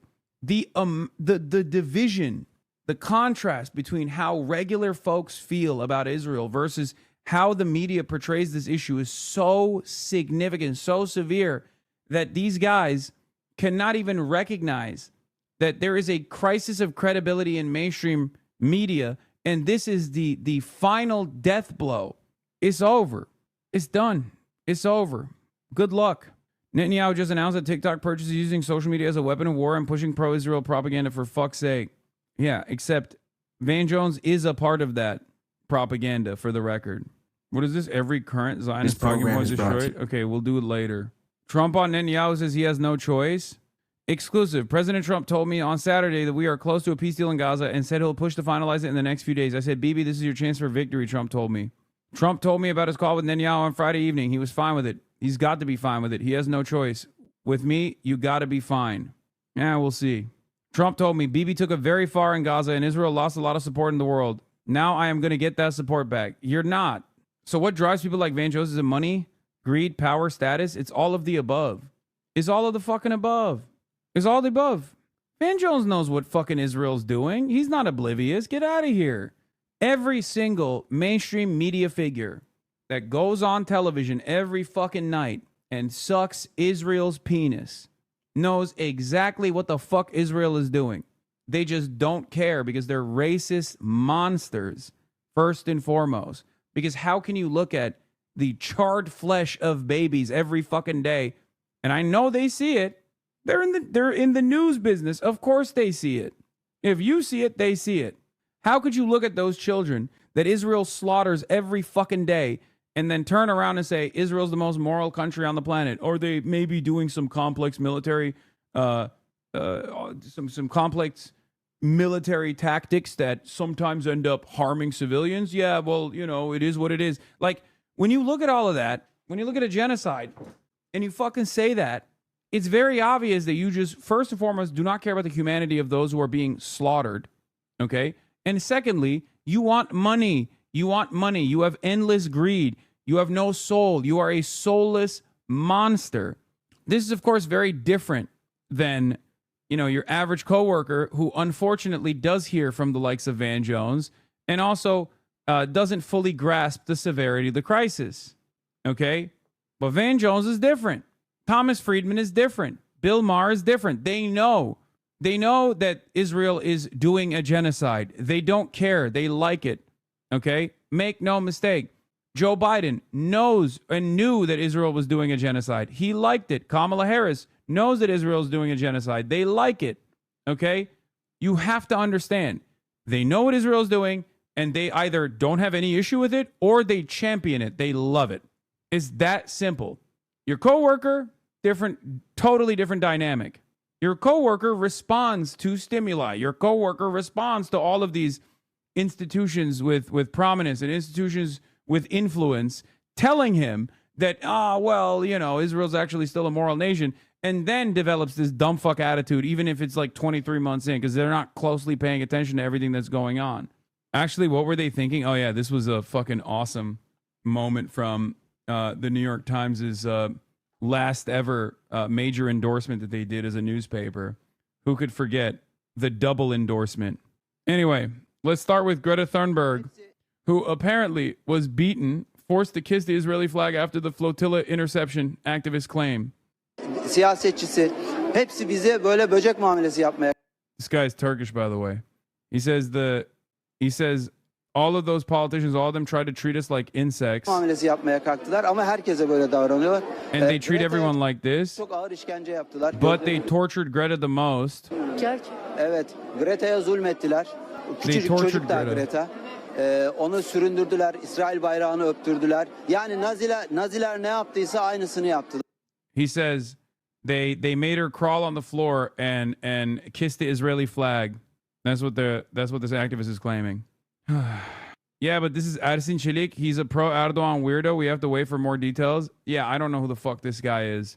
I don't know his personal politics. Do I think Israel's capable of such tremendous cruelty? Absolutely. Okay, especially to a person that they have designed as like a high-profile villain for Israeli society. Itamar Ben-Gvir was there. He was calling them fucking terrorists to their faces. So I could see it. But once again, not exactly. This isn't like full-blown evidence yet. So we'll have to see what kind of media reports come out of this. Israel accused of detaining Greta Thunberg in an infested cell and making her hold flags. Activists tell Swedish officials she has been subject. Okay, so these are other activists who were also there saying similar things. So that there's some corroborating evidence here, corroborating eyewitness testimony. That would be an optics nightmare, though. They have to know not to do that. Dog, you know what's an optics nightmare? Doing a fucking genocide. What are you talking about? You know what's an optics nightmare? Consistently apprehending and intercepting humanitarian aid flotillas comprised of European politicians and activists from 46 fucking nations. Israel does not give a fuck. If there's anything that you can be assured of, Israel will do anything and everything that's insane. Bro, they blew up the boat. They tried to fucking drone strike the boat off the coast of Tunisia. What are we talking about? The 2 flotillas prior to this one, they fucking intercepted it and blew it up off the coast of Malta, thousands of miles away from the Israeli fucking shoreline, on international waters. And not even on international waters, off the fucking coast of Malta. It's simple. This is why accountability matters, okay? If you let Israel do whatever the fuck it wants without ever saying, hey man, maybe you should stop, or forcing them to dial it back, of course they're going to up the ante. This is why I'm saying, if left unchecked, Israel will eventually start fucking murking people in Europe, okay? And then maybe even America. Who knows? This is what I mean. I know. I'm just going off propaganda video with Greta specifically where they had her on a jet to counter the claim that she was kidnapped. Yeah, I don't know. I don't know the exact details. I'm just saying that, like, this is not... If you asked me if Israel would do something like this 2 years ago, I would have said maybe it's not... maybe that's a bit far-fetched. What are you drinking? Water. Le Nouveau. Boxed water. Bourgeois water? Is it? I don't know. Un minéral naturel de montagne. The environmental campaigner Greta Thunberg has told Swedish officials she's being subjected to harsh treatment in Israeli custody after her detention and removal from flotilla carrying aid to Gaza, according to correspondence seen by The Guardian. According to correspondence, Israeli forces also reported by another detainee to have taken photographs while Thunberg was allegedly forced to hold flags. The identity of the flags are unknown. In an email sent by the Swedish Foreign Ministry to people close to Thunberg and seen by The Guardian, an official who has visited the activist in prison says she claimed she was detained in a cell infested with bed bugs with too little food and water. Okay, but if an official visited the activist in prison and she didn't tell him that they made her kiss the Israeli flag, I don't know. They made her hold the ISIS flag? I could totally see that. The embassy has been able to meet with Greta, reads the email. She informed of dehydration. She has received insufficient amounts of both water and food. She also stated that she developed rashes which suspect were caused by bed bugs. She spoke of harsh treatment, and she said she had been sitting for long periods on hard surfaces. Another detainee reportedly told another embassy that they had seen her being forced to hold flags while pictures were being taken. She wondered whether images of her had been distributed. The allegation was corroborated by at least 2 other members of the flotilla who had been detained by Israeli forces and released on Saturday. They dragged little Greta Thunberg by her hair before our eyes. This is Addison Chilik, a participant in the Samud flotilla. Lorenzo D'Agostino, a journalist and another flotilla participant, said after returning to Istanbul that Thunberg was wrapped in the Israeli flag and paraded like a trophy, a scene described with disbelief and anger by those who witnessed it. Thunberg is among 437 activists, parliamentarians, and lawyers who are part of the Global Summit Flotilla, a coalition of more than 40 vessels carrying humanitarian aid whose goal was to breach Israel's 16-year maritime blockade of Gaza. Between Thursday and Friday, Israeli forces intercepted all the boats and arrested every crew member on board.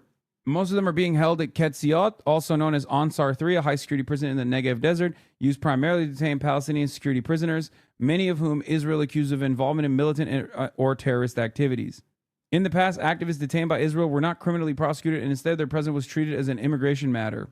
According to lawyers from the NGO Adala, the rights of the crew members have been systematically violated, reporting that activists were denied water, sanitation, medication, and immediate access to legal representatives in a clear breach of their fundamental rights to due process, impartial trial, and legal representation.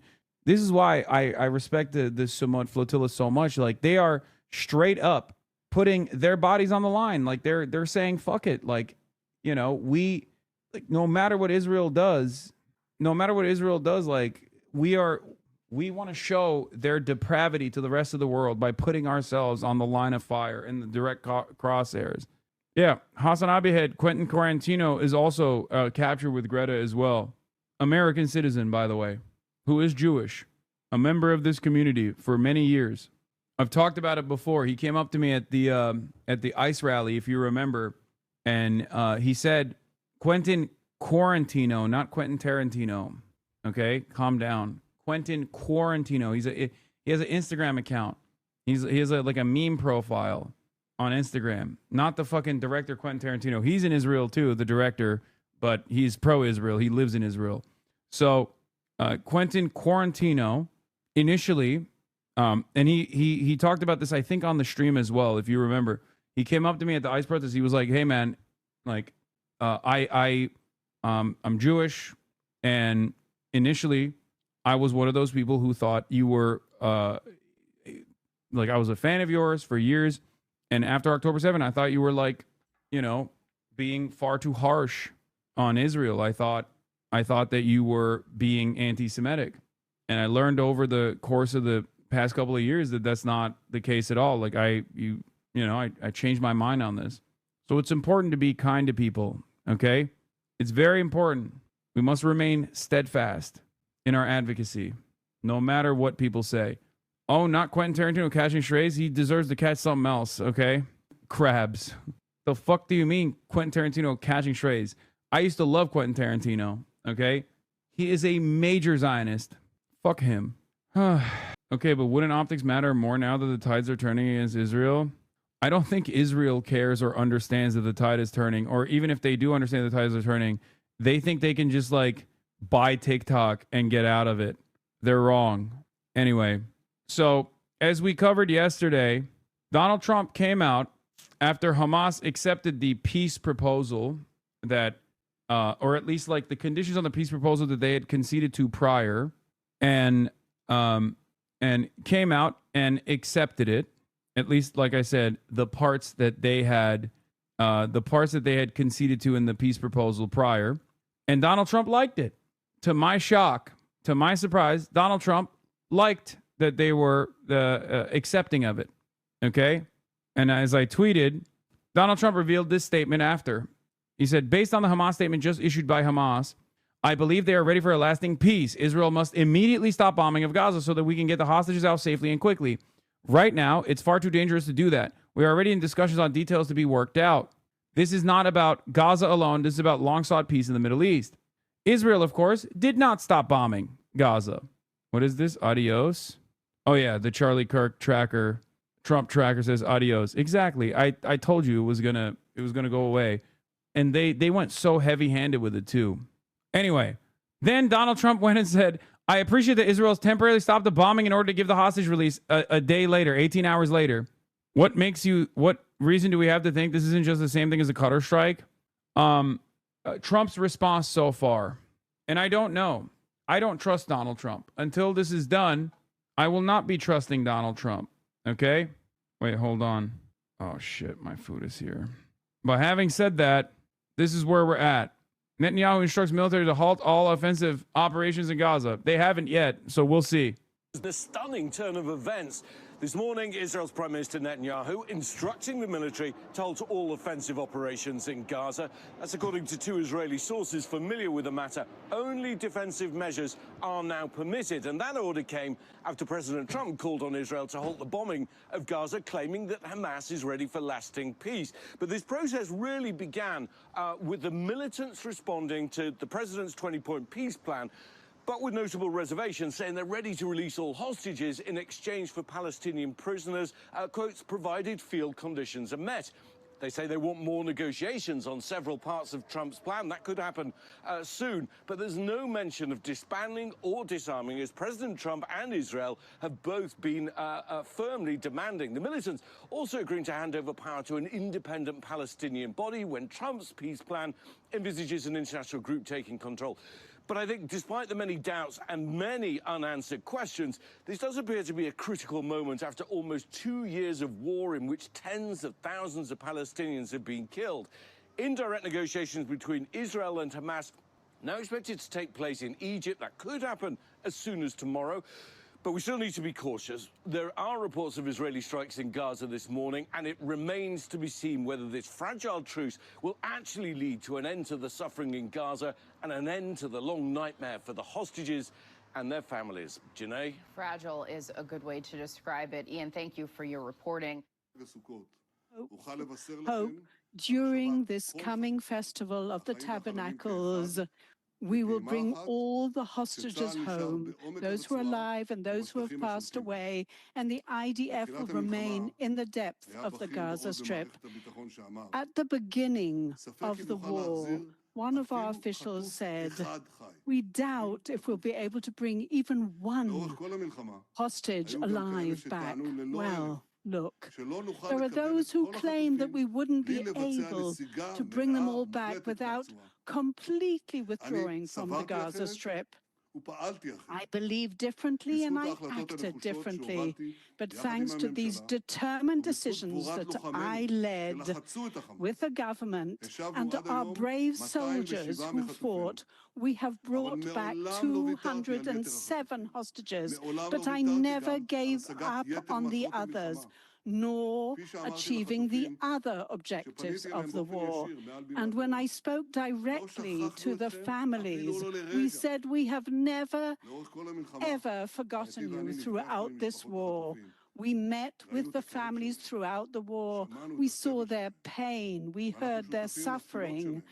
We share their prayers that soon they will embrace all their dearly beloved friends, families, and we will be able to bring them back for burial, and the others will be able to embrace.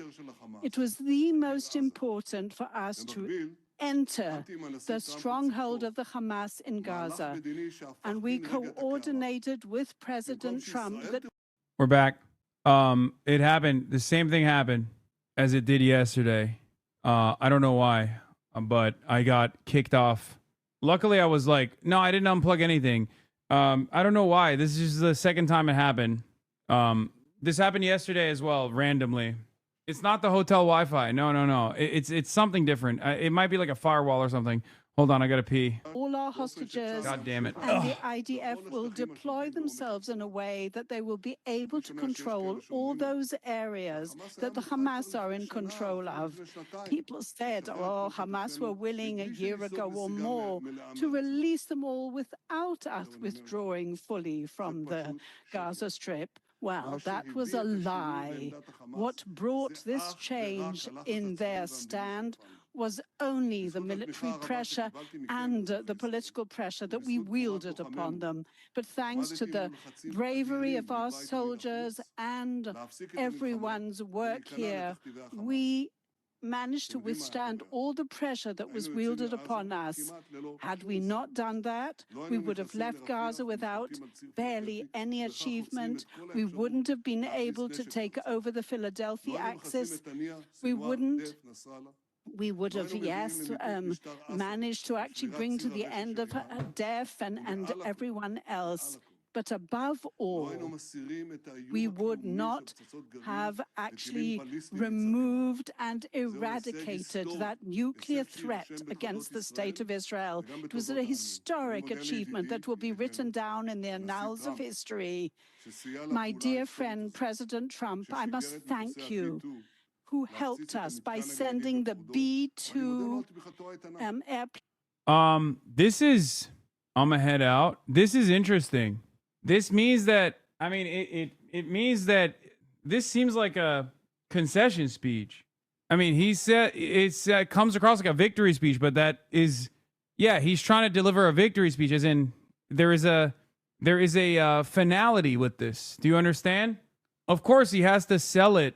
Of course, he has to sell it to the Israeli public like he got all of his wishes across. But this is, I don't know. This is very, very different than prior instances where he was told it's over, or where he was told, like, oh, ceasefire time. In the past, when he was told it's ceasefire time, he was like, fuck no, it's not. This right here is him basically trying to tell the Israeli public, like, guys, we got all of our wishes across. We did it. Mission accomplished. This is actually, I'm not gonna lie, this is unique. Amit Segal says this is strange. What bothers me most about the speech is that Netanyahu's absolute certainty that the deal is going to happen. He said the most astonishing thing. To all those who say it's too good to be true is true. Netanyahu is essentially not even leaving any room for something to go wrong in Cairo. Netanyahu is essentially not even, or what's happening here. We know the partner. We know the dynamics of negotiation. What's going on here is that Netanyahu feels so confident that he's already addressing all of Israel's achievements at Hamas's expense, and even announces, as per Netanyahu's optimism. Let me get all this shit out first.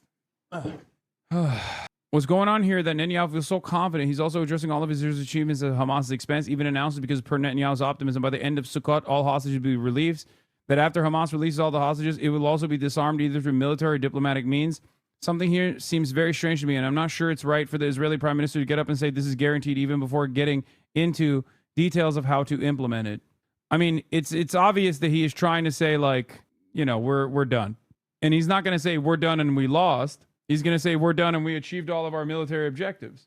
What's interesting here is that he's saying we're done rather than saying we're not done. Because in the past, ceasefire deals have been presented and he has turned around and said, we're not done. Of course, there's no real ceasefire. We're going to keep bombing. Don't worry. He even said that after his White House meeting, if you remember. He said that, but he's not saying that right now. And his steadfast stand and help, and he bombed the nuclear facilities.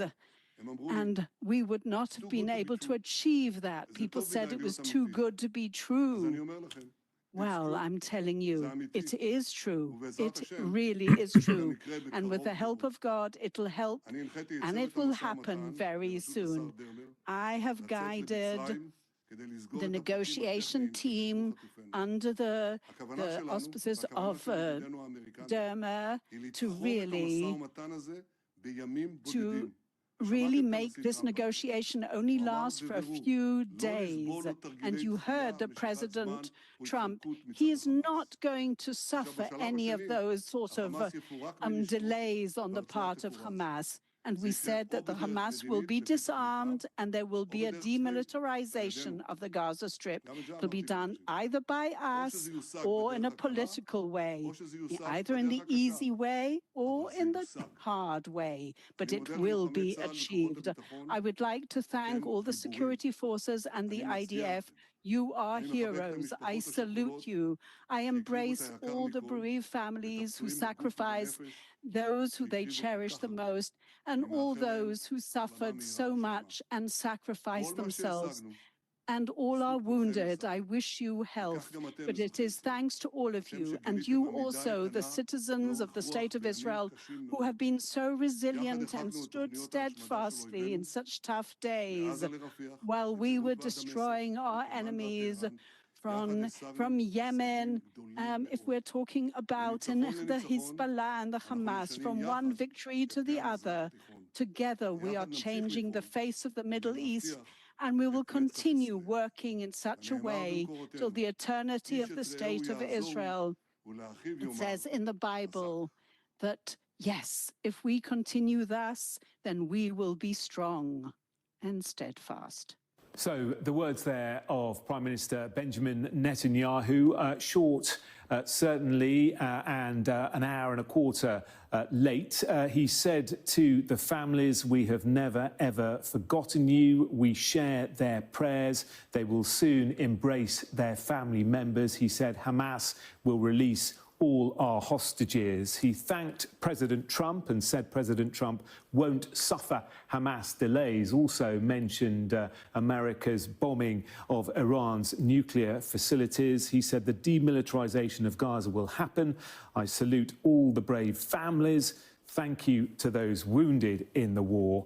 And finally, he thanked the Israeli citizens as well. Well, our Middle East correspondent, Adam Parsons, is in Jerusalem. We waited a long time, Adam, to hear from the Prime Minister. He had little to say, but I felt it sounded, perhaps prematurely, like a victory speech. Yeah, it's this whole process, Jonathan, there's a certain element of the Donald Trump about this, isn't there? That he sounds optimistic. He sounds as if this is all terrific news and that he's done wonderfully well. But actually, I was looking for firm details in this, and they're relatively few and far between.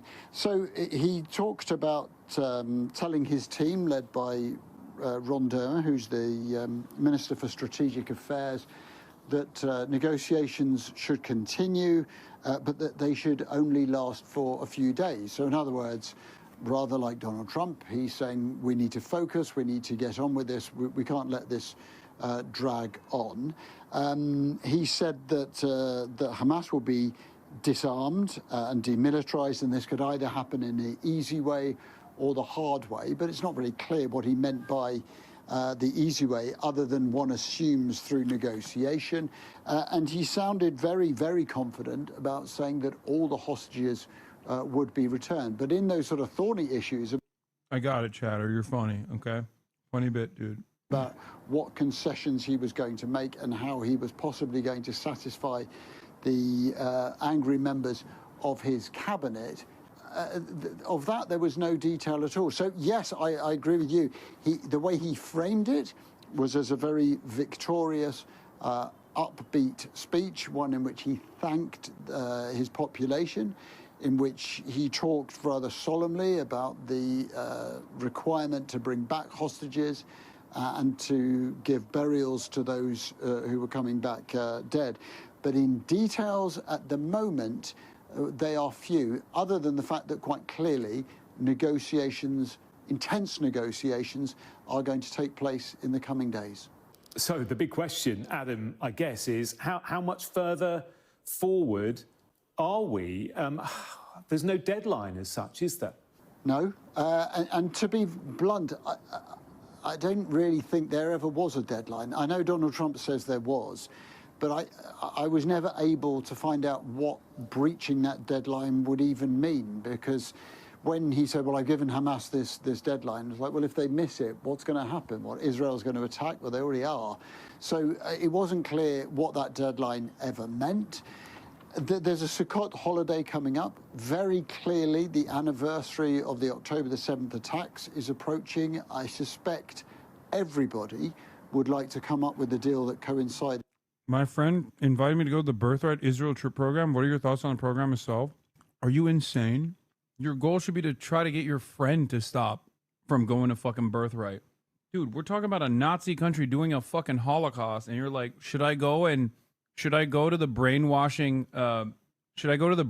free trip where the entire purpose is so I meet like an IDF wife and then live in Israel permanently and play a role in the fucking fascist settler colonial project?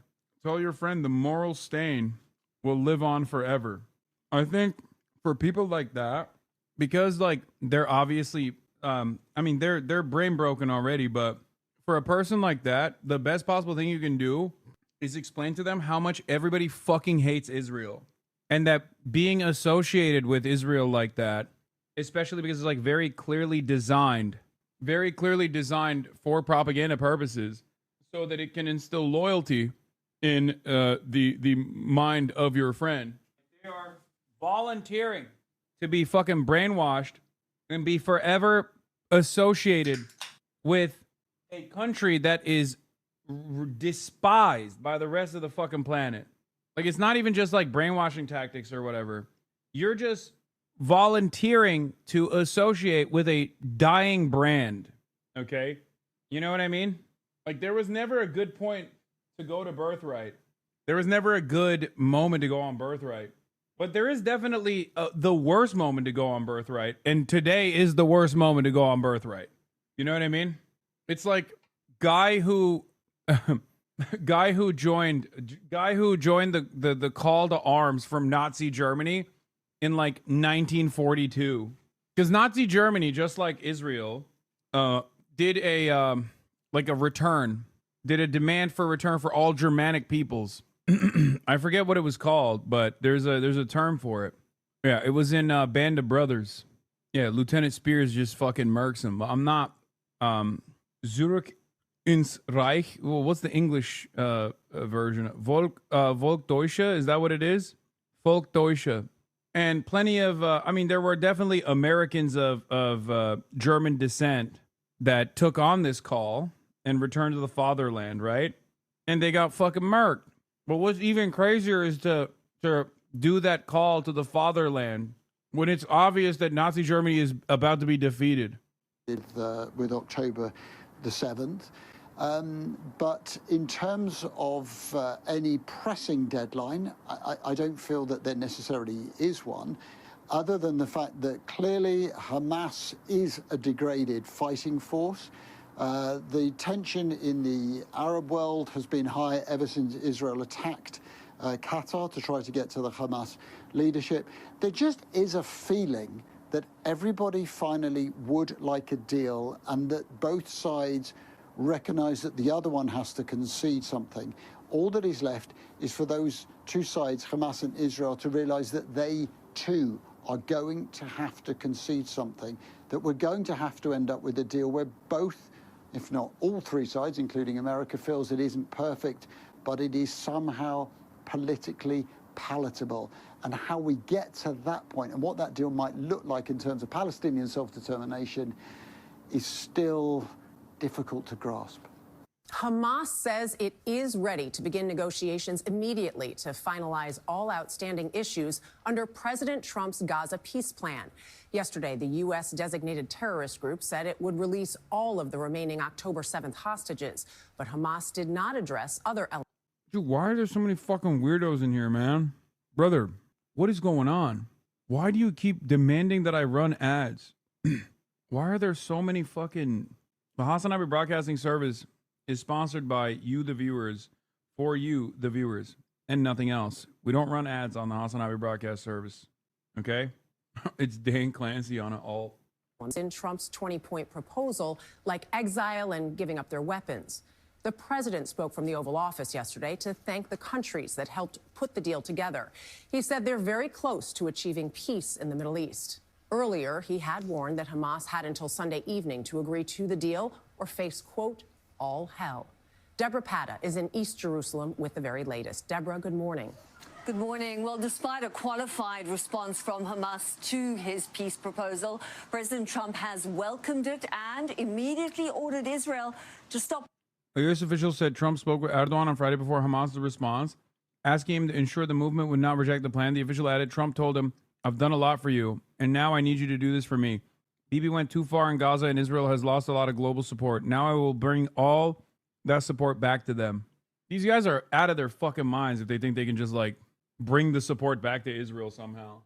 Gaza overnight, saying Hamas is ready for a lasting peace.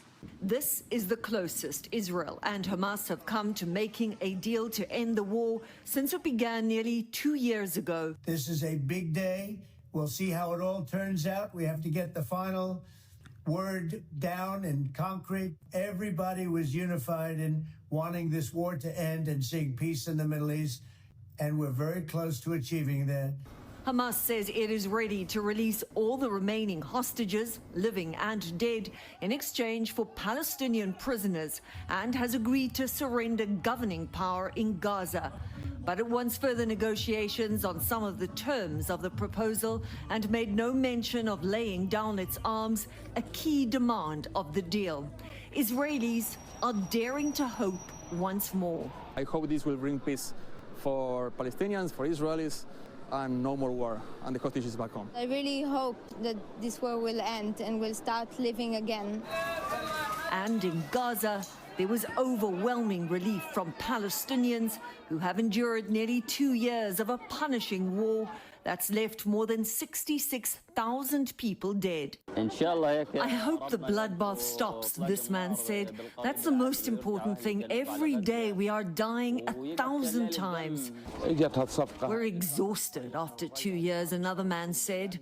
There's nothing left. We've suffered so much and paid a terrible price. There were a few reported incidents of Israeli fire overnight, but for the first time in a very long time, the guns were silent in most parts of Gaza. Now, there are still some murky areas that need thrashing out in the proposed deal, but both Israel and Hamas have indicated they are ready to talk, and negotiations around the logistics of releasing hostages in exchange for Palestinian prisoners could begin as early as tomorrow. Michelle? Deborah, thank you. After nearly 2 years to the day of grinding war, there is at least a reason to celebrate. When news spread that Hamas had conditionally accepted the Trump plan, people took to the streets. The hope is that the bloodshed will soon be over. Overnight, explosions were seen across the Strip, but the Israeli military has reportedly moved to a defensive posture after Donald Trump. This shit is so disingenuous, too. Oh, they're disingenuously blowing it up. For the record, once again, always had this power and still does to this day. One phone call. Contrary to what was reported overnight, coordination between Trump and Netanyahu is complete. They spoke before publishing the statement. The prime minister was not surprised, says Ynet. I lean towards, yes, these fake rifts have been a constant tactic to mask how coordinated they are on everything. And Barack Ravid also helped spread those fake stories in the past as he's doing now. I'm still worried. I am still worried. Because yes, Donald Trump does have the capacity to stop Israel with a phone call. And yet Donald Trump has only used that phone call to further scheme with Israel over and over again.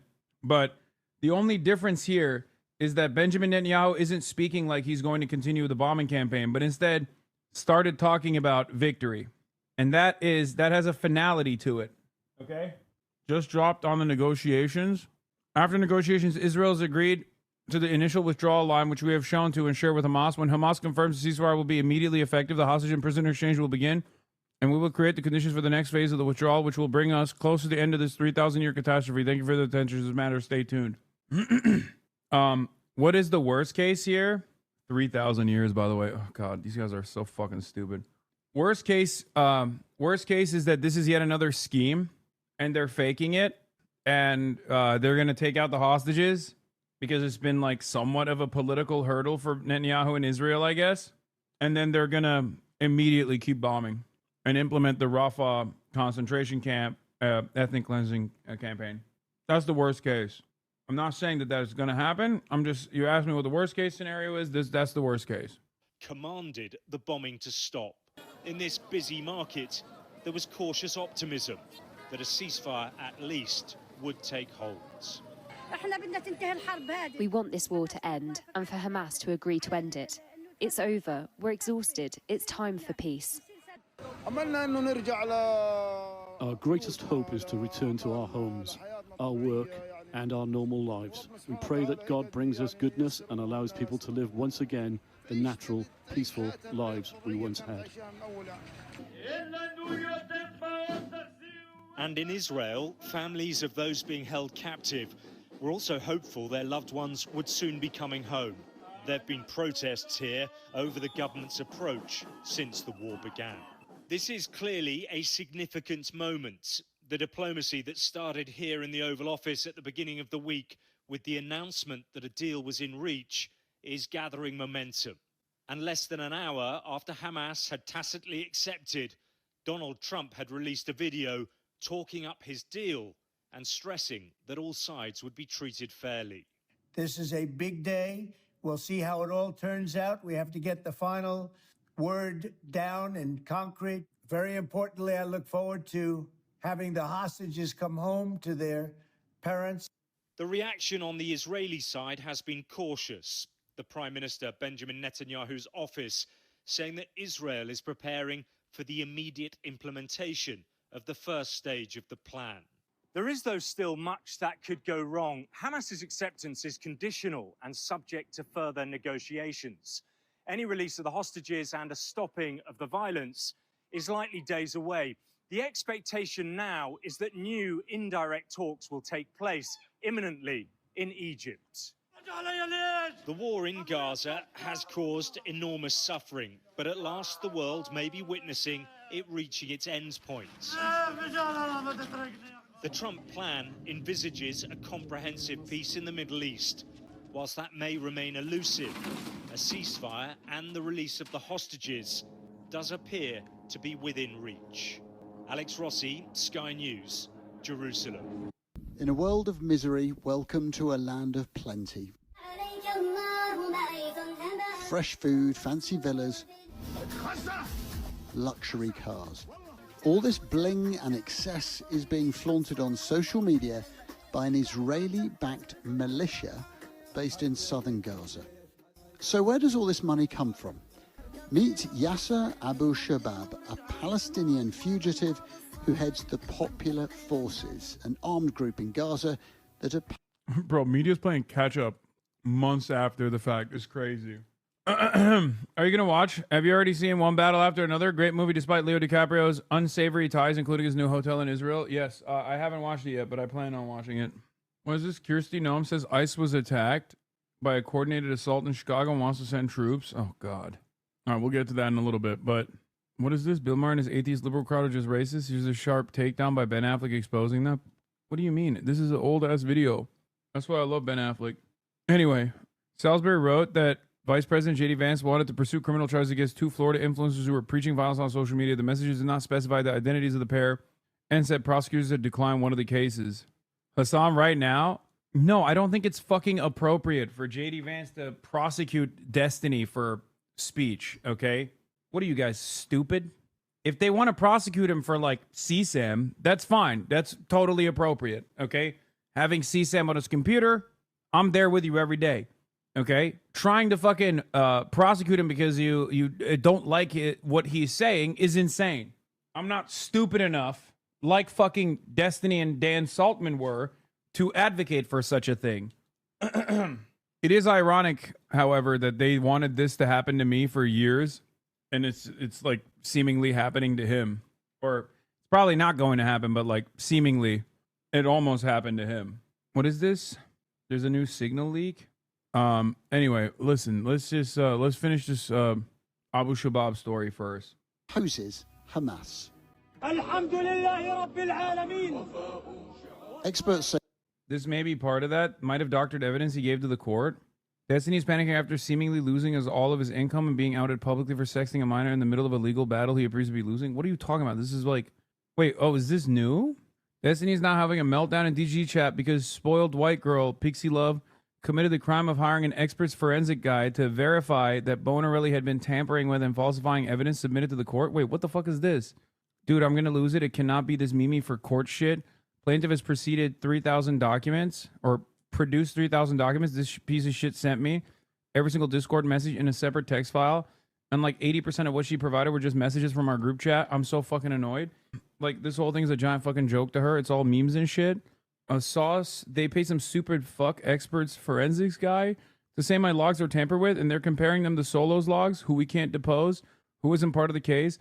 How can I even fucking speak for any of this shit? I'm actually so fucking it's actually so fucking R-worded. That's that 50K is going a long way compared to whatever you spent. She's not using that 50K. Her parents are loaded and are covering this 100%.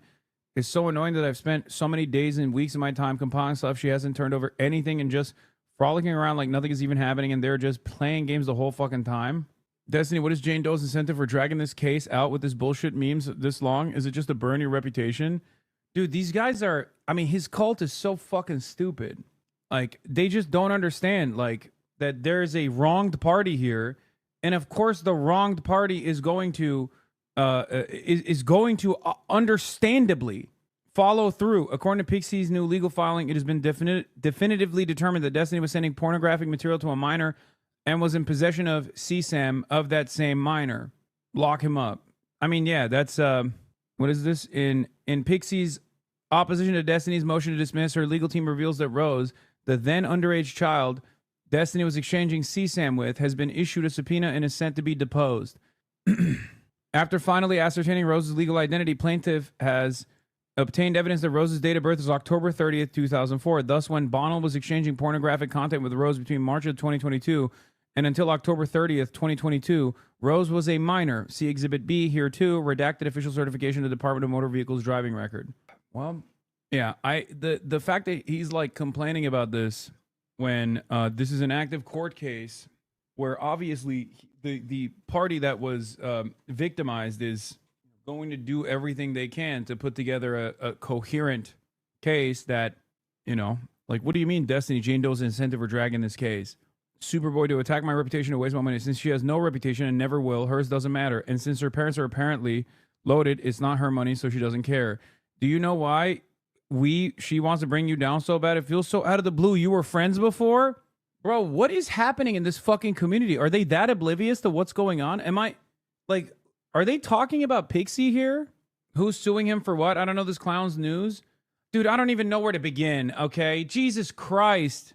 Destiny procured child sexual abuse material from a minor. 100%. This is like now officially in the court documents, okay?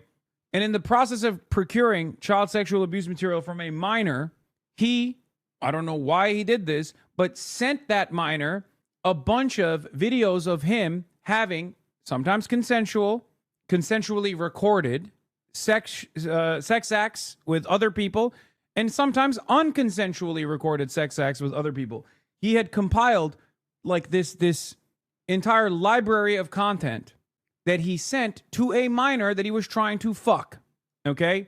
And then somehow that minor or an associate or someone leaked all of those videos. And then people basically were like, what the fuck? These are people that you consider orbiters, like people that were members of his community, girls that were content creators within his orbit of influence, girls that were dating other content creators who were also orbiters of his. And they were obviously very frustrated with the reality when they found out that he was just sending their sex tapes to random people that he was trying to fuck. So one of the victims actually sought damages and sued him for releasing the revenge porn of them having sex. This is that court case. And then there were other victims that I think also joined in on the court case as well. There was also another person that found out that she was actually unconsensually recorded while having sex with this person. There's a criminal charge potentially as well. And this has just been like an ongoing legal battle for him in the state of Florida. And in the process of this ongoing legal battle, he went in and hired the same law firm that actually defended Prince Andrews. But the problem is, he's such a dipshit that he thinks he can like debate lord his way out of this. Also worth mentioning that the reason nobody goes after him is because they fear his community. Yeah. But in the process of all this stuff happening, he literally went to one of the worst communities of doxers and egged them on, flexing about how they would never find the information of this minor. Okay. And he even revealed details about said minor. So, of course, that community of doxers found the information of said minor and confirmed that she was a minor at the time. Like, if you have an ongoing legal battle, it's probably better for you to shut the fuck up. You know what I mean?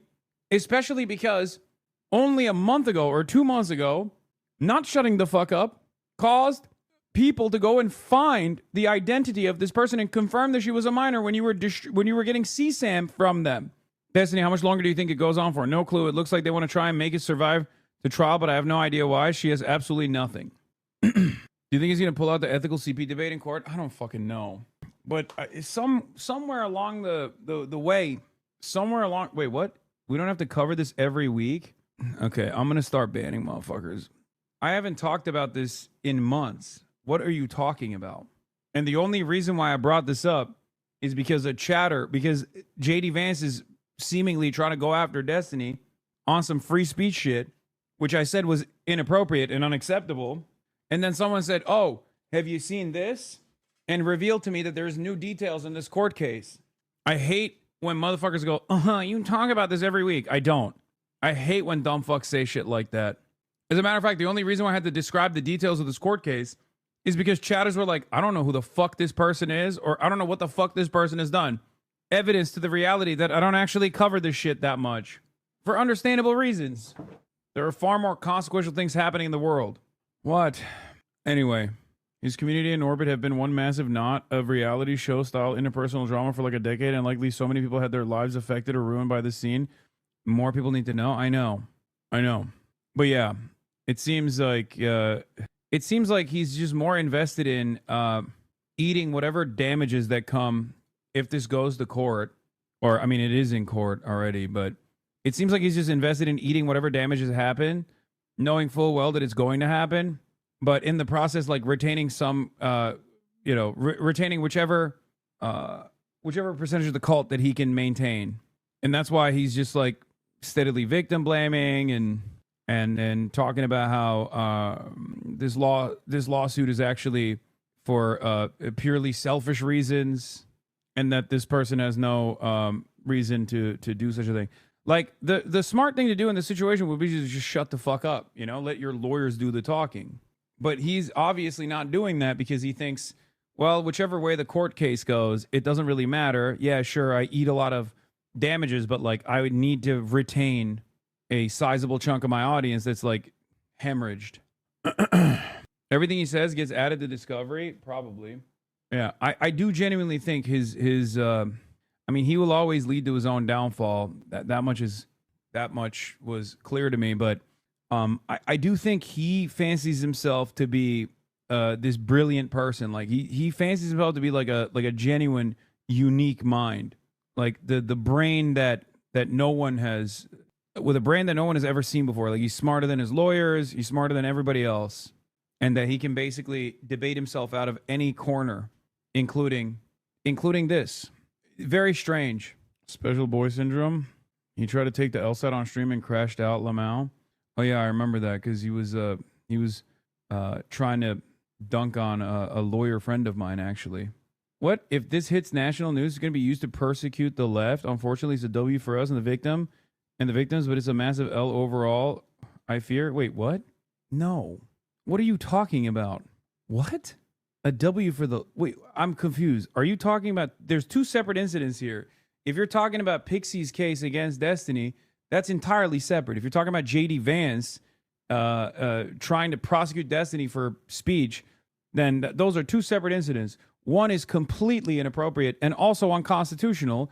The other is within the confines of the law and has nothing to do with the left at all. It's just a victim being able to successfully sue someone who distributed pornographic material of them. The fuck? The fuck does that have to do with the left? They're separate, but that won't stop them from using them to smear the entire left. It doesn't help that people close to the party still fuck with them. Unfuck America.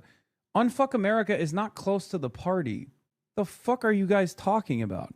You need to literally remove yourself from whatever fucking bubble that you exist in.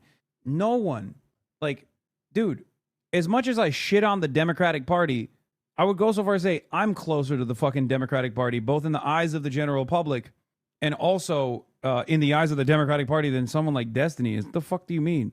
It doesn't matter if they try to be like, oh, this liberal debater turned out to be a fucking sex pest, is going to make national news or something. Like, that's utterly irrelevant in the grand scheme of things. What? What are you guys talking about? What's happening with my fucking... Someone said that's ad hominem. What? Yeah, I think you guys have developed this, like, outsized... like, you, for one reason or another, maybe you were former Destiny fans, maybe you're still currently Destiny fans, but you have believed in this, like, totally false notion that he just, like, represents a wing of the Democrat Party or something. He does not. He is not all that relevant in the grand scheme of things. No, and Unfuck America is like a totally random group that most likely did a lot of reputational damage to whatever ambitious goals that they had by associating early on with someone like Destiny. Anyway, let's get back to the militia group opposing Hamas, uncovered by Sky News investigation. Israel is bolstering.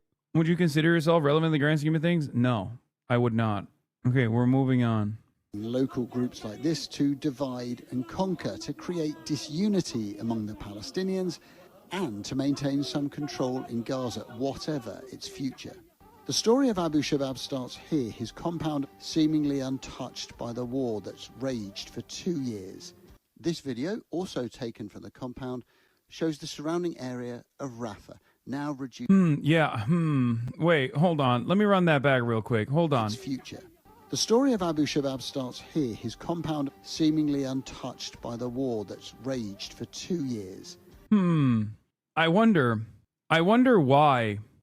Interesting. Every fucking building has been hollowed out in Gaza, except this remains untouched, in an area that is considered a red zone by Israel, as a matter of fact. I wonder what this is about. Why is Sky News covering this like 8 months after everybody else covered? I don't know.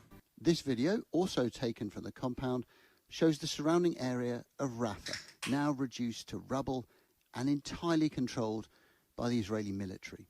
It was shot here, on the edge of Abu Shabab's camp. To the east is the Morag Corridor, a major artery for IDF movements. To its north is the Salah al-Din Road, the main route for the movement of aid trucks via the Kerem Shalom crossing. And that has become the main entry point for all aid since the Israeli military took control of Rafah in May 2024. So what do popular forces want? In an exclusive interview with Sky News, a founding member of the group revealed they want total control of Gaza. everything. We want to run everything. Everything that concerns our Palestinian people and what will benefit the Palestinian people.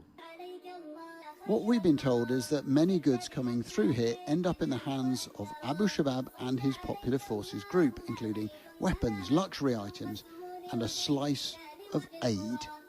These boxes filmed at Abu Shabab's camp. It's crazy because, like, they literally are doing what Israel has accused Hamas of doing, except they're doing it with Israel's permission, okay? That's what's so fucking crazy about it. Hamas 2.0 created by Israel? No, this is not Hamas 2.0. Are you kidding me? This is ISIS. No, it's not Hamas 2.0, chatters. The fuck are you talking about? These guys work with Israel, okay, directly. Wake up.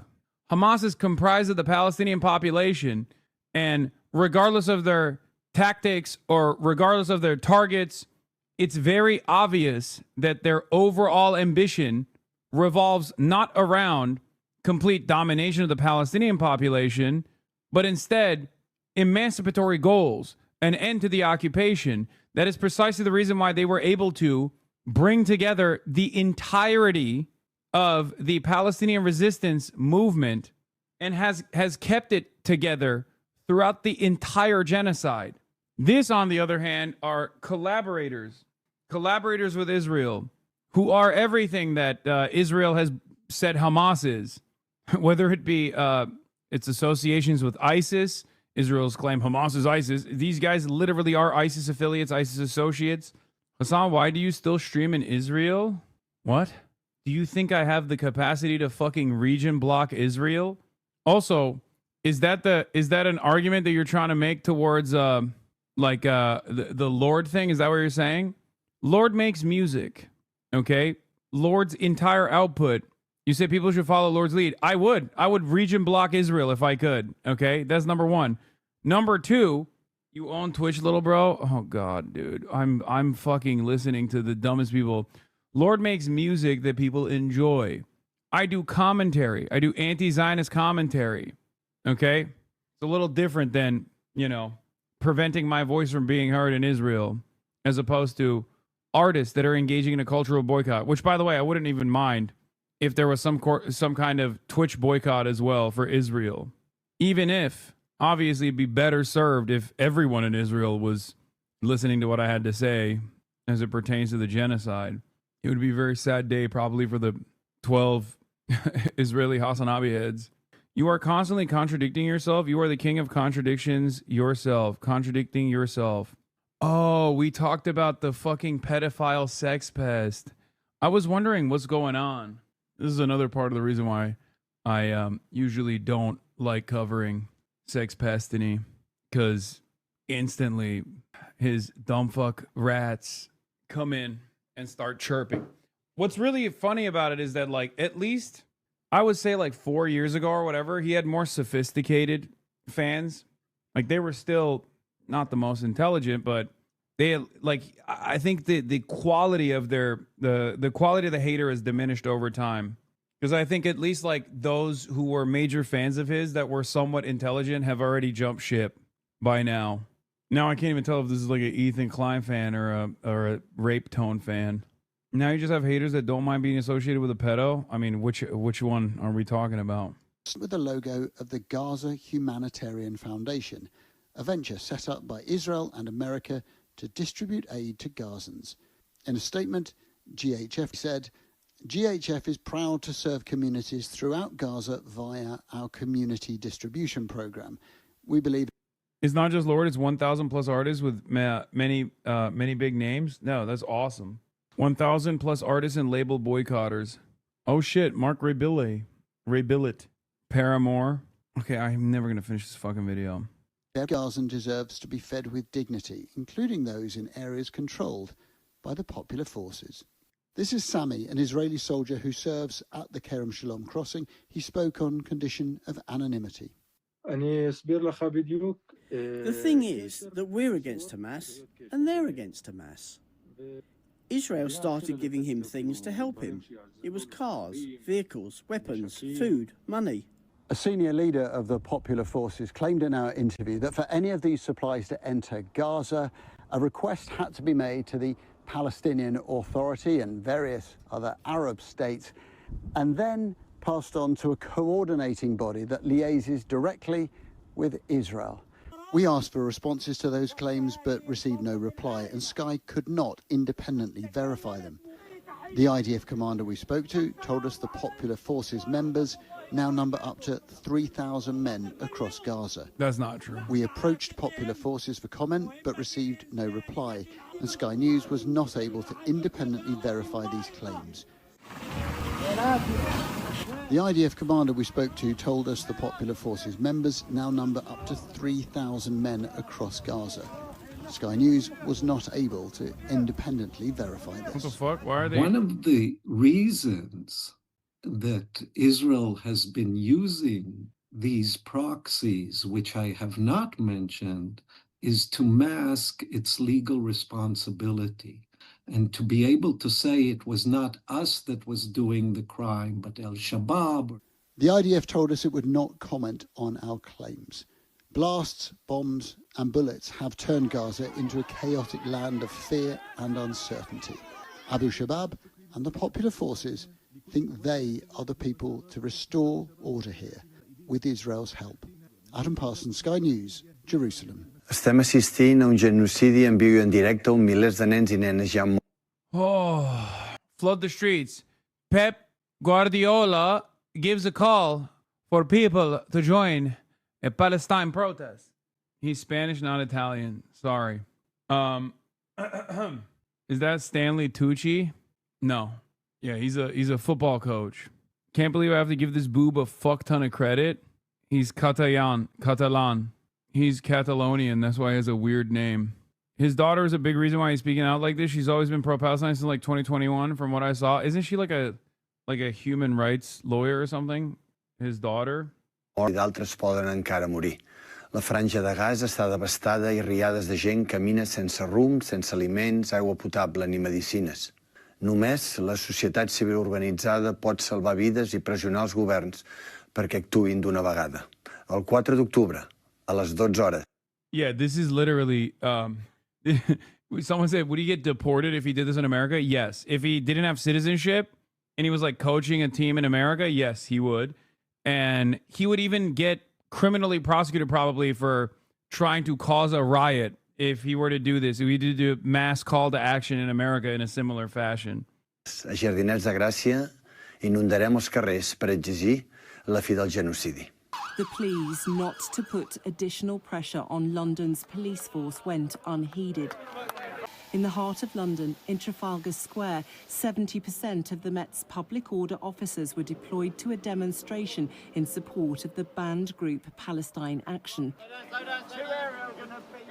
Organisers had refused to cancel the event.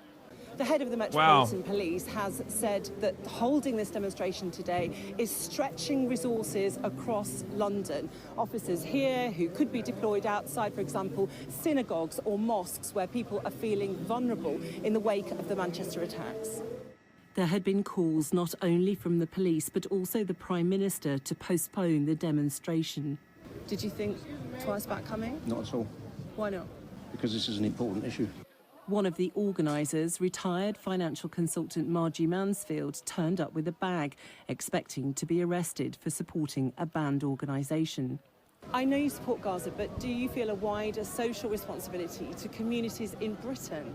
Absolutely. I support the rights of the people in the UK, and I support the rights of the people of the UK to care for all humanity. You are stretching police resources by coming. That's not my choice, that's the police's choice. It's your choice to be here. My choice to be here. It's their choice to police in whichever way they see fit.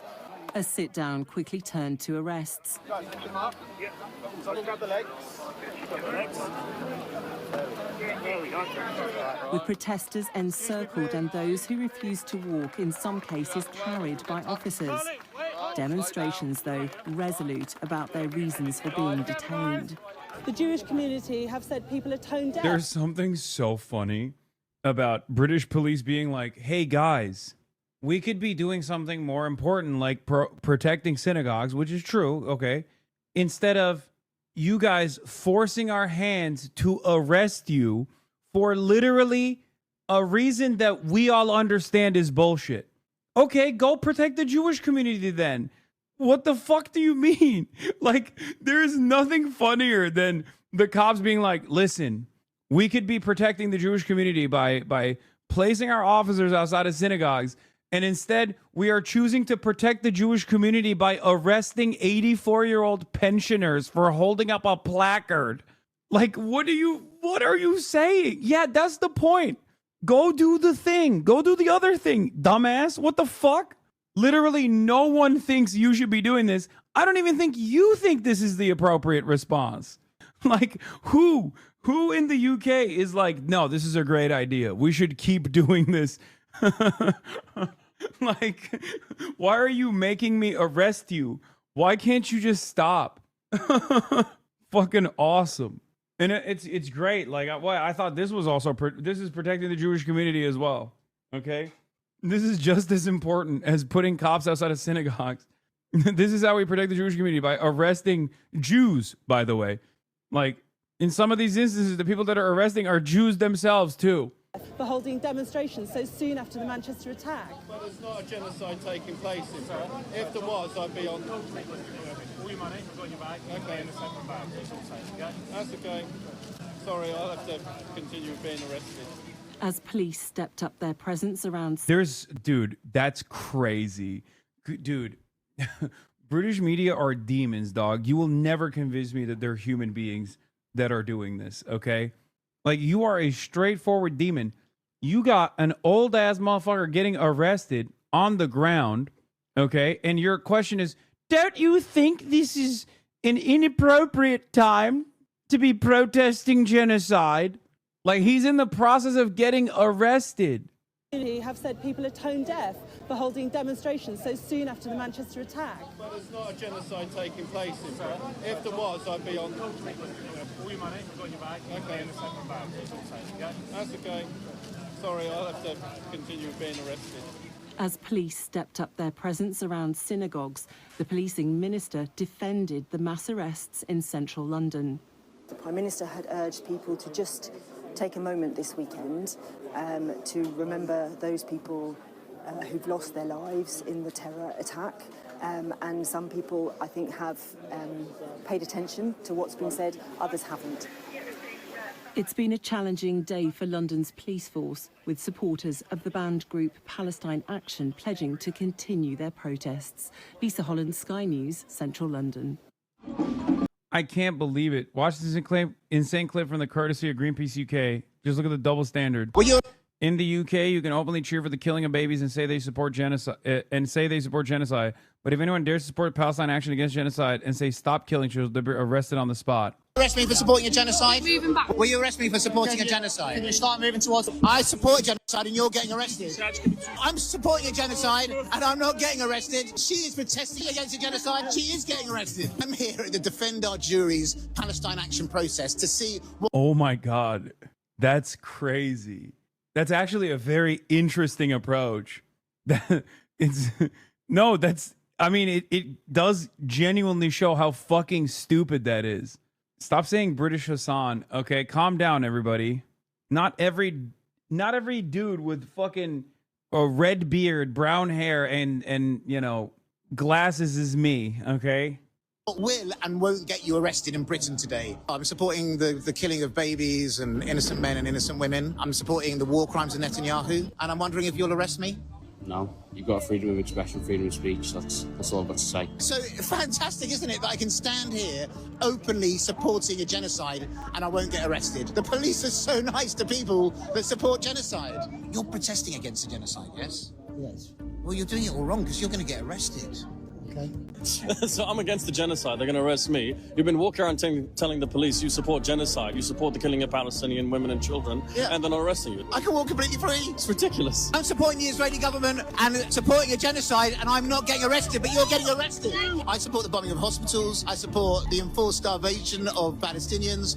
I'm not getting arrested. You said that right in front of them, and they didn't give it. But you're okay for me openly to say that I support a genocide? You've got a freedom of speech, right to say what you want. I'm a peaceful protester, classed as a terrorist when I'm not a terrorist, but they will arrest people like us who are standing up to them. Let me come clean. I don't actually support the Israeli government. How could you support the Israeli government considering what's happening in Gaza right now? If we care about our human rights, we must defend our right to protest against genocide. That's crazy. But it's true. Yeah. In the UK, you can say every day that you support Israel doing a genocide. You can say you want more of Israel's genocide. You love that Israel is doing a genocide. As a matter of fact, many people do it. People in the parliament do it. But if you say Israel is committing a genocide and you hate that and that you oppose it, you can go to jail. What a strange world we live in, man. I wonder why that's the case. Well, obviously, the reason why that's the case is because the British government is continuing Israel's genocide. The British government is allowing Israel to commit a genocide. The British government is offering material support to Israel as it is committing a genocide. That's why. Yeah, this is a sitting congressperson, Representative Hank Johnson, who apparently says some insane shit. Hamas said it had agreed to release all the Israeli hostages, alive or dead, under the terms of President Trump's proposed Gaza peace plan. Representative Hank Johnson says, I am gratified that Hamas has agreed to release the hostages. Hamas is responsible for the ongoing genocide being undertaken by the state of Israel. What? Wait, I'm sorry. You recognize that Israel is doing a genocide, but you also still think it's Hamas's fault that Israel's doing a genocide? Okay, this, Jay Mershon, sometimes you fucking spam links and it gets annoying, but you were right to send this one. You were right to say this is a new thing that you haven't encountered yet. Because I've encountered people who say Israel's not committing a genocide. I've encountered people who say Israel's committing a genocide, but that's actually good, right? Like, you know, because they deserve it. I have, however, never encountered a person that has said Israel is committing a genocide and it's bad, but it's a genocide because of Hamas. I've only heard other versions of this, like Israel's doing war crimes and a genocide, but it's a good thing because Palestinians deserve it because of Hamas. This guy is saying Israel's committing a genocide and it's bad, but it's because of Hamas that Israel is committing a genocide. I have never heard that before. Someone said you had a podcast with a person like that. Oh my God, you're right. Oh my God, you're right. This is the Ethan Klein position. Oh my God. You're right. You're not wrong. Because it's a disingenuous one that I never even actually thought about it like that. That's true. Low key, not wrong. And I call on Trump administration to force a stop to that atrocity and to prevent Israel from annexing the West Bank. Progress can be made towards a peace agreement that includes the establishment of a homeland for Palestinians. Wow. Brilliant fucking take. I've never heard the stop hitting yourself. Brilliant take. Stop hitting yourself. But this time it's about genocide. Hamas is responsible for the ongoing genocide by being undertaken by the state of Israel is such a wild thing to say. Clintonian triangulation is strange because it's such an unusual triangulation. The normal play is to ignore that it's a genocide and give platitudes about the need for aid or whatever. This acknowledges the state of Israel is carrying out the genocide, but then hedges by saying Hamas forced them to do it. Incredible. It's incredible because it just doesn't make sense. Because it's such an insane thing to say. Which is why, like, when Ethan made this exact same claim, we just didn't factor that he was being sincere about the recognition of Israel doing a genocide. Because you can't recognize a state or an entity doing a fucking genocide and then simultaneously say it's the victim's fault. Like, that doesn't make sense at all. Unless you think Israel's doing a genocide and it's a good thing. You know what I mean? It is a totally incoherent thing to state. Okay. We got the Kristi Noem shit. We already covered Greta Thunberg chatters who keep asking. It's also Asman position. They deserve it because it's baked into their laws. I mean, his position is irrelevant. Most insane headline you will ever read. Republican candidate in Virginia caught in Tumblr Nazi porn scandal. Why is that the most insane headline I'll ever read? What? Oh my God. Is it that insane? I mean, this literally happened in North Carolina. And what was even crazier was that the dude was black. This is not an insane headline. This is just canon for the Republican Party at this point. Like, what's next? You're going to tell me that there was another pedophile? There was another high-ranking Republican outed as a pedophile? That's not I don't know. I don't think that's like that insane at this point. Is it really? Is it insane? I guess the strangest part about it is the medium. Tumblr is such an odd place to be procuring pornography as like a 50-plus-year-old Republican politician. Yeah, I think this guy, if he bravely stays in the race, he could even win. Who knows? Anyway, let's look at the pro-Palestinian protests erupting worldwide after the flotilla was intercepted by Israel.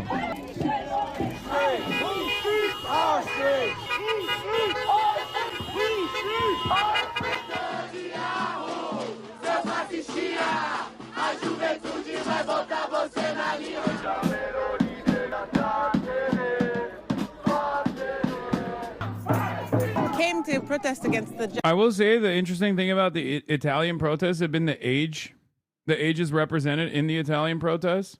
Like you look at the Palestine protests in France, like it's mostly young people, but the Italian one is everybody. Partially because it's like partially because it's a general strike, but it is kind of cool to see like how many older people participating in these fucking protests. Genocide in Gaza, and to support the global Sumud flotilla that came and was arrested yesterday. I also came to support all the movement to impact sanctions on Israel to stop what's happening in Gaza right now, but also to stop what's happening in the West Bank and to support the Palestinians and to help free Palestinians from ongoing ethnic cleansing. Sia gente che stia morendo sotto le bombe, noi non lo possiamo tollerare. Il pensiero che vengano bombardati gli ospedali, che sono i luoghi sacri di cura, non lo possiamo tollerare.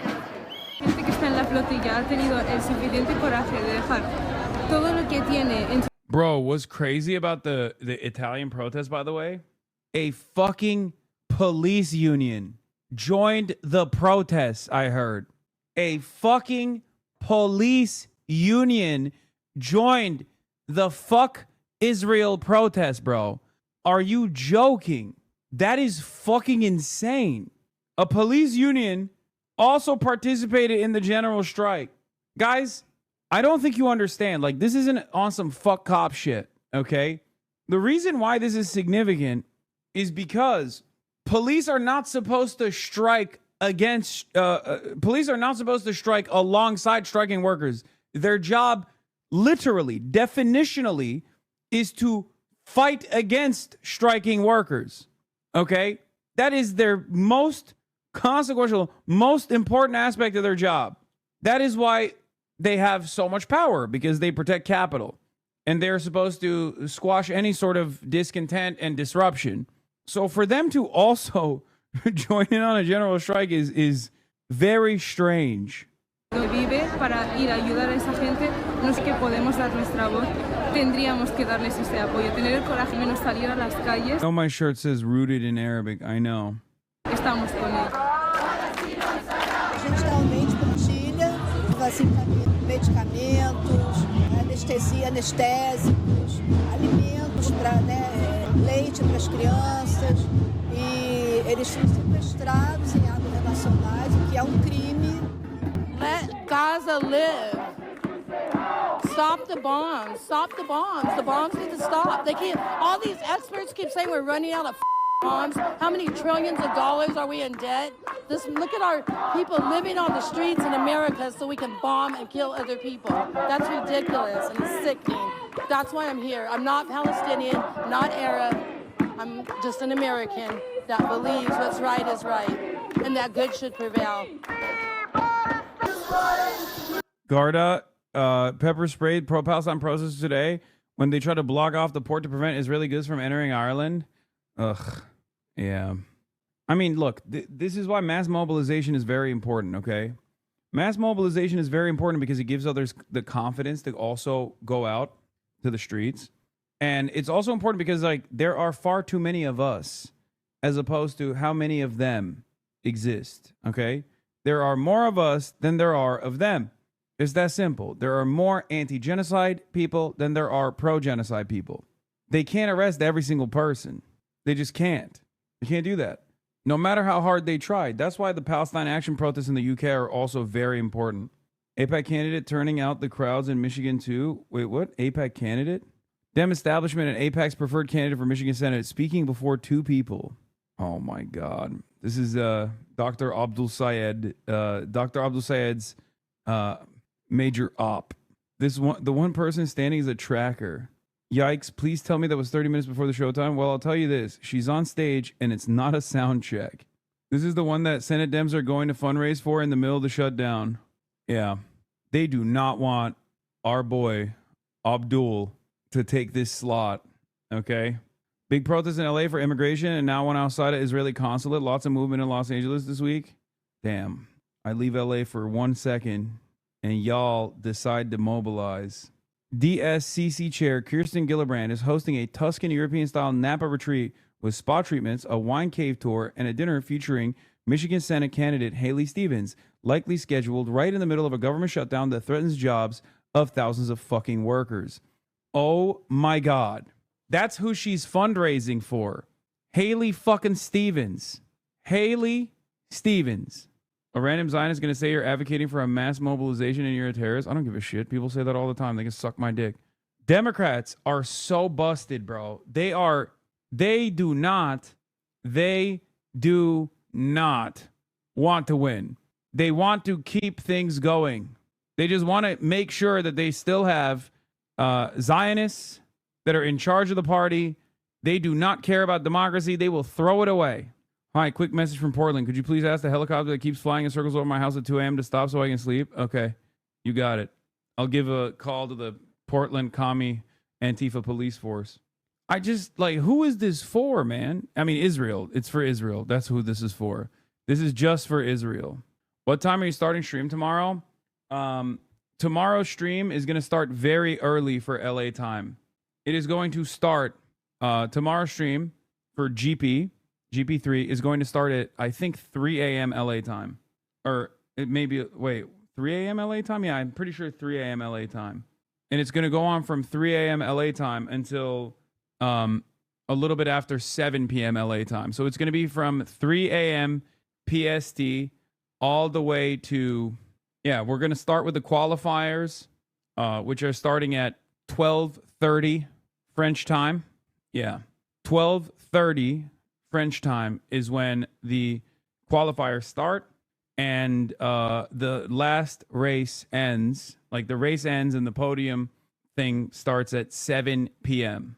So if you're on the East Coast, you're lucked out. You wake up early, 6 a.m. You can watch. The American team is Ludwig and Michael Reeves. No, it ends at 7 p.m. French time, which is, I think, 10 a.m. It is the exact opposite time that I normally stream at. Like, straight up, the exact opposite times. It's the times that I don't stream is the time that I will be streaming at. Where do we watch? On this broadcast. There's an actual Formula 1 race on tomorrow. Okay.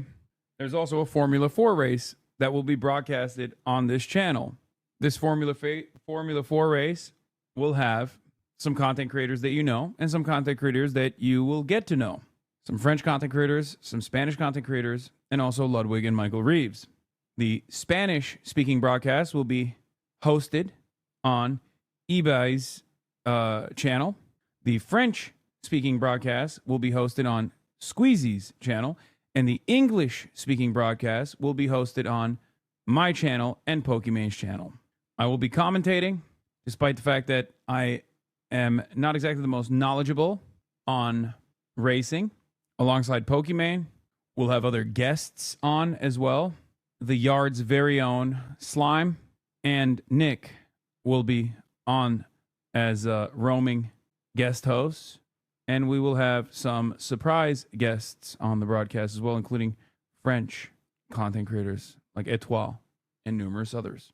Did you exclude Aiden because he's bisexual? No, I excluded Aiden because he's my op.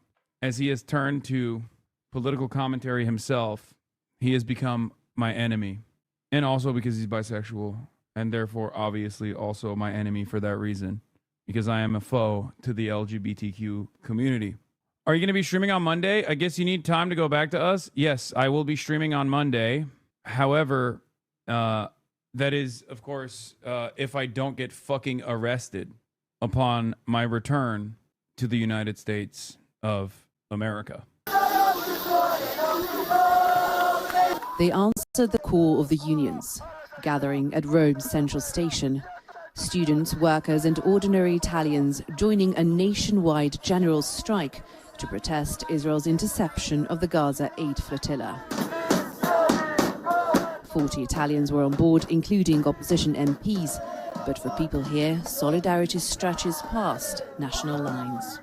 Perché è importante per lei partecipare allo sciopero? I am here to denounce the shameless genocide in Gaza, which didn't start just 2 years ago, but 70 years ago. This strike shows how Italian workers are not indifferent to what is going on in Palestine. It is an important event for Palestinian people. They should have the solidarity of Italian people even more when our government, instead, only shows complicity with the Israeli state. Never seen this many people gathered all together for the same cause in Italy in, I believe, over 20 years. It hasn't happened, and we are seeing some change. We're pressuring the government, and they're making small steps and small improvements, and they mean a lot. The strike affected transport, education and healthcare, with only essential services running. The youngest participants taking a day off school. And as the protest filed past government buildings through the streets of central Rome, it spilled beyond the... Dude, why would you be arrested? No reason to be. Dog, last time I traveled to France and came back, I got detained. And the federal government had not tried to make being an anti-fascist a designated terrorist category at that point. Okay? Things have gotten literally worse since then. But yes, I am talking to lawyers for help. Boundaries of the city, stopping traffic. The protest march has reached Rome's Ring Road, which encircles the Italian capital. And you see over there, that is the entrance to the motorway, which has also been blocked. And even though Friday's general strike had not been officially authorized, we've seen police let people file past them and their vans. Similar demonstrations took place in Bologna, Naples and other cities. The anger aimed not only at Israel, but also at Giorgia Meloni's right-wing government, which protesters accuse of being complicit in Israel's war in Gaza, a war that people here say they will not stop. Wait, I just joined. What are lawyers for? Just a contingency plan for if I do get detained, but this time for even longer than I did last time. Milena Veselinovic, Al Jazeera, Rome. Don't miss out and get the full picture. Subscribe. Athletic Bilbao invites Palestinian refugees to pitch in tribute for Gaza. That's crazy. Bro, that level of support, man. It is crazy. So is the commentary thing just tomorrow, or did I miss the whole weekend? No, it's tomorrow. Government shutdown will stretch into next week. Yesterday, Democrats and Republicans failed to advance competing proposals to fund the government. According to the Congressional Budget Office, about 750,000 federal workers could be furloughed, costing them $400 million in daily wages. Willie James Inman is live at the White House. Willie James, good morning. Michelle, good morning to you. The government shutdown continues this week. American sports, question mark? I know. The more I see football hooligans, ultras come out in support of Palestinians, the more I see mass mobilization take place and general strikes take place all around European capitals, the more I'm ashamed of my country. Like, we are the most responsible after Israel. Some might even say more responsible than Israel for giving Israel the tools and also urging Israel to continue doing this genocide. And the fact that, like, our population is either completely oblivious to that reality or just, like, not doing anything with the same numbers or the same intensity or the same frequency as, like, Europeans, UK, France, Italy, Spain, Portugal, Greece, everywhere around the world, people are mobilizing. Sports fans are mobilizing. Ugh, Americans, man. Deep shame. Canada, too. Canada is, like, mobilizing, but not as hard, I feel like, as these European capitals are. With Congress deadlocked. Yeah, people are doing moments of silence for Palestinians in European soccer fields. We're doing moments of silence for Charlie Kirk in America. Like, shouts out to the Yankees, man. You know what I mean? That's what we're doing. That's what we're up to here. funding and Republicans and Democrats trading blame for the situation. But in the middle of it all are thousands of federal workers who are going without a paycheck. On Friday, the Senate failed to pass legislation to extend federal funding, pushing the ongoing government shutdown into next week. The motion upon reconsideration is not agreed to. A Republican-backed plan already passed in the House, but the bill did not receive enough support from Senate Democrats. A Democratic counterproposal also failed to move forward. So we're in a shutdown posture here because of Senate Democrats. There is united support, House Republicans, Senate Republicans, a few Senate Democrats, the President of the United States in support of keeping or opening the government back up. Democrats want more health care funding, including an extension of Affordable Care Act tax credits. My caucus and Democrats are adamant that we must protect the health care of the American people.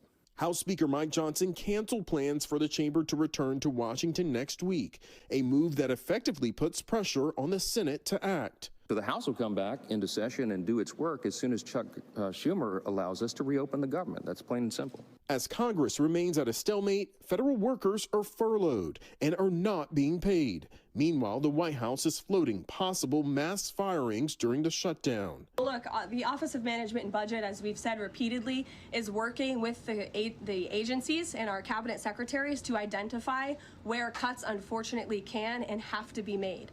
Max Steyer is the president of the Partnership for Public Service. So federal employees are truly both first responders and victims. They're feeling a sense of betrayal, a sense of fear, a sense of uncertainty around, how they're going to be able to do what they're there to do, which is to help the public.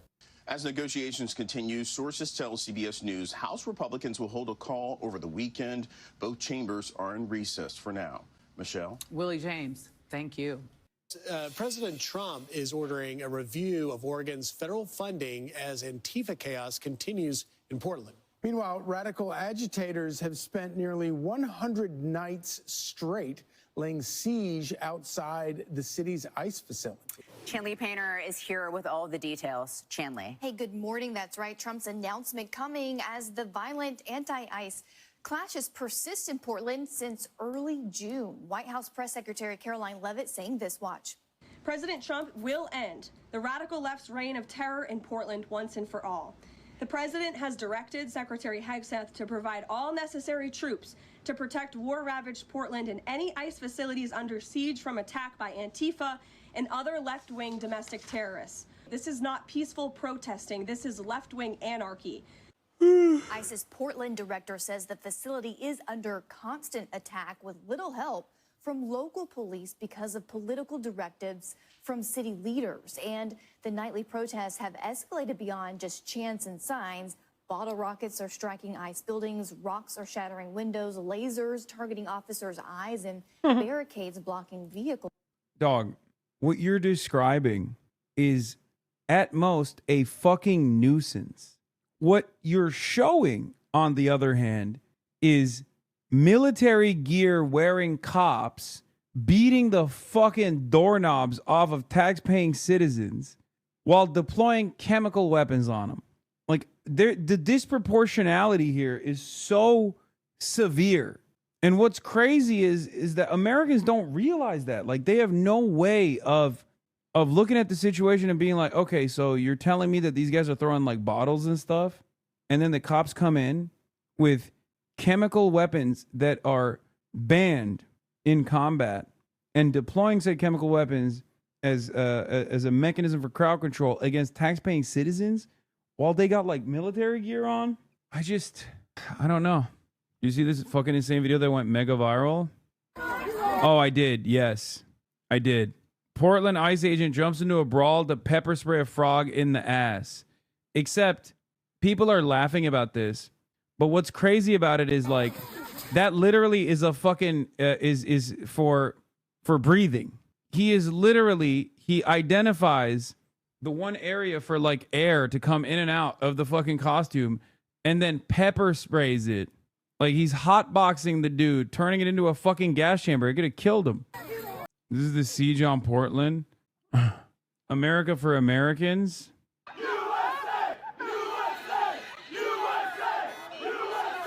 What?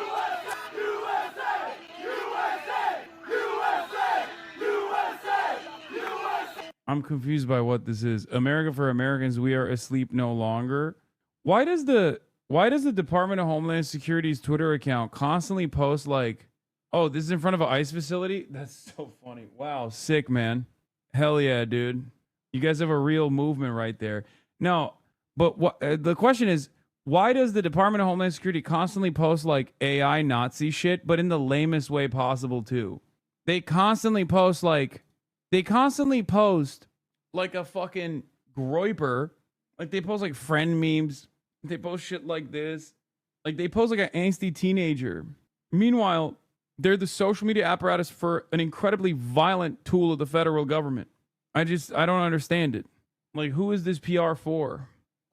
On Friday, the FBI said 2 federal citations were issued in just the past 24 hours, as well as 27 active and pending investigations and 130 arrests.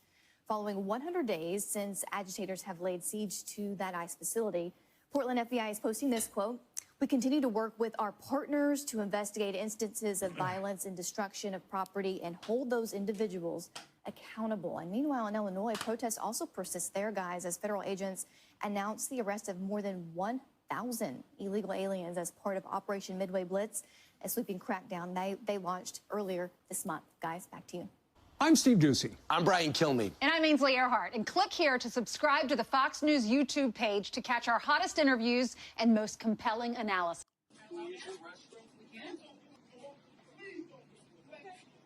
Thank you.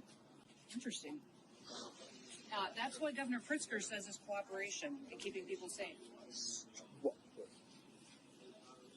So why wouldn't they let you in? What's been going on here? What's been going on here, Secretary? Oh, that's Benny Johnson. That's 100% Benny Johnson. A Tim Pool journalist was arrested and that person contacted DHS that led to the escalation that's being seen in Oregon now.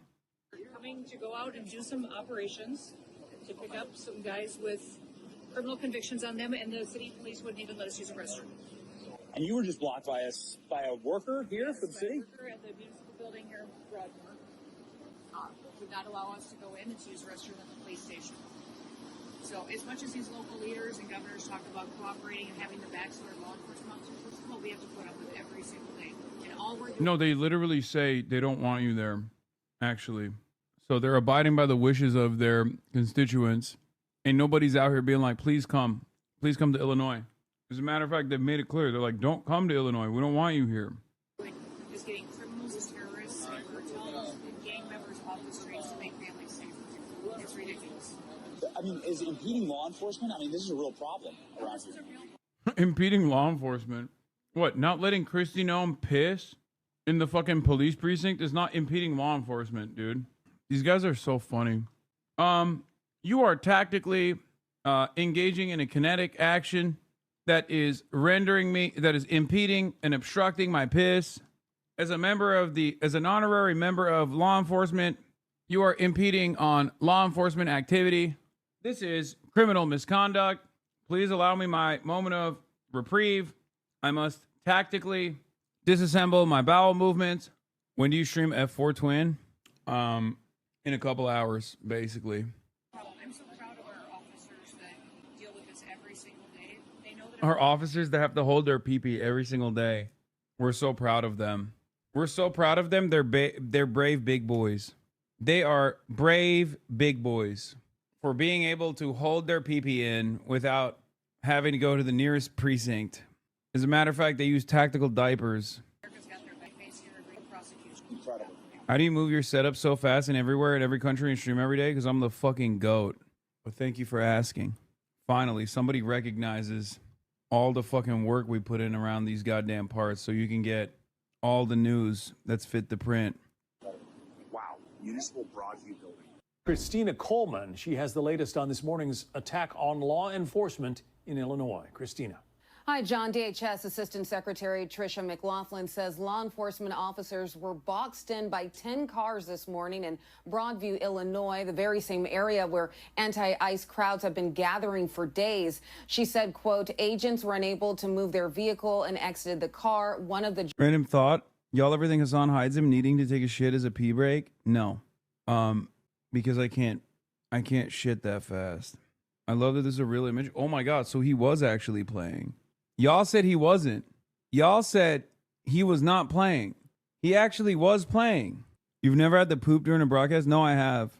Don't care about your sob story. Give us small head content. Sorry, I can't do that because my head is normal sized. Connor was guiding him through the menus. Drivers who rammed the law enforcement vehicle was armed with a semi-automatic weapon. She says law enforcement fired defensive shots at an armed U.S. citizen who drove herself to the hospital to get care for wounds. McLaughlin also said that the armed woman was named in a CBP intelligence bulletin last week for doxing agents and posting online, "Hey, to all my gang, let's F them up. Don't let them take anyone." Hey, we are a member of a criminal gang. Let us go F those ICE agents up. That's so funny. Come on, man. We like to do gang violence to ICE agents. It's such a stupid Very post. disturbing. Things got violent outside of the ICE facility in Broadview, Illinois, again early yesterday morning. Take a look at that, with anti-ICE protesters clashing with law enforcement. Approximately 250 anti-ICE protesters gathered there. Federal agents fired pepper balls and tear gas to try and break up the crowd, blocking federal operations. Today, Illinois Governor J.B. Pritzker put out a statement saying the Trump administration intends to federalize 300 members of the Illinois National Guard in the coming hours. Pritzker said, quote, "This morning, the Trump administration's Department of War gave me an ultimatum. Bro, everything is Israel now. I just like, sometimes I think, am I too Israel pilled? Like, is too Israel brained, you know? Or is everything just simply Israel? And I feel like the answer is everything is Israel. Because like this whole like fake, oh, we have real criminal threats that we have to destroy with like the dumbest fake bullshit of all time, permanent victimhood status. I mean, I guess it makes sense. Israel's like the purest reactionary form, which is fascism. So it makes sense that the United States of America, that's also gearing towards full tilt fascism, would behave in a similar fashion. Troops, or we will. It is absolutely outrageous and un-American to demand a governor send military. Like J.D. Vance literally said, yeah, blood libel when talking about ICE agents. He said it's blood libel to call ICE agents Gestapo. Like, it doesn't get more Israel than that, you know? Troops within our own borders and against our will. Pritzker maintains that there's no need for military troops on the ground in Illinois, and he says he will not call up the National Guard. Meantime, in Portland, another city with ongoing violence outside of an ICE facility, a fist fight broke out between an ICE supporter and anti-ICE protester.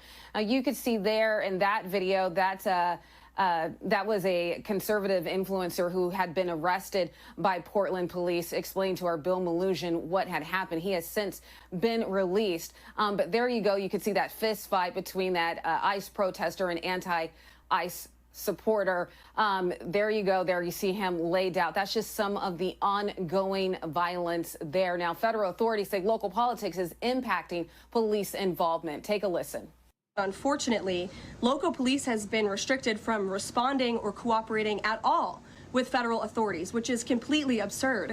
Also last night, Portland police say they arrested 2 men who refused to get out of the street and engaged in aggressive behavior toward each other during the protests. Again, just some of the ongoing violence in that.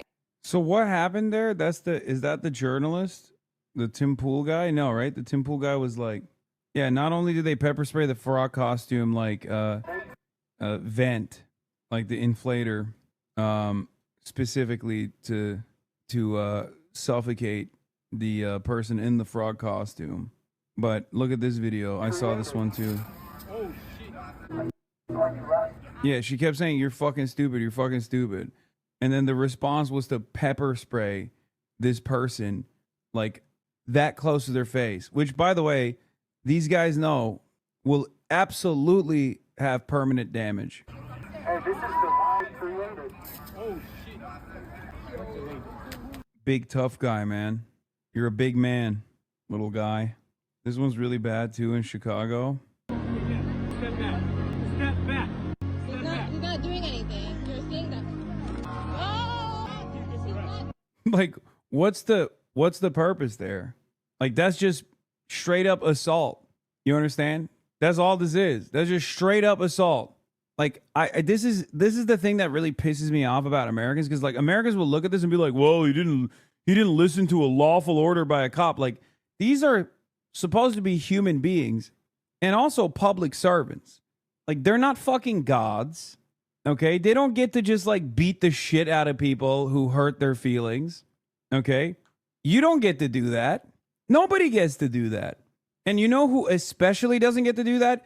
A dude in a fucking military kit with a goddamn automatic machine gun strapped to his fucking chest. What are we talking about? It's so crazy. Americans will look at that and be like, nah, that's valid.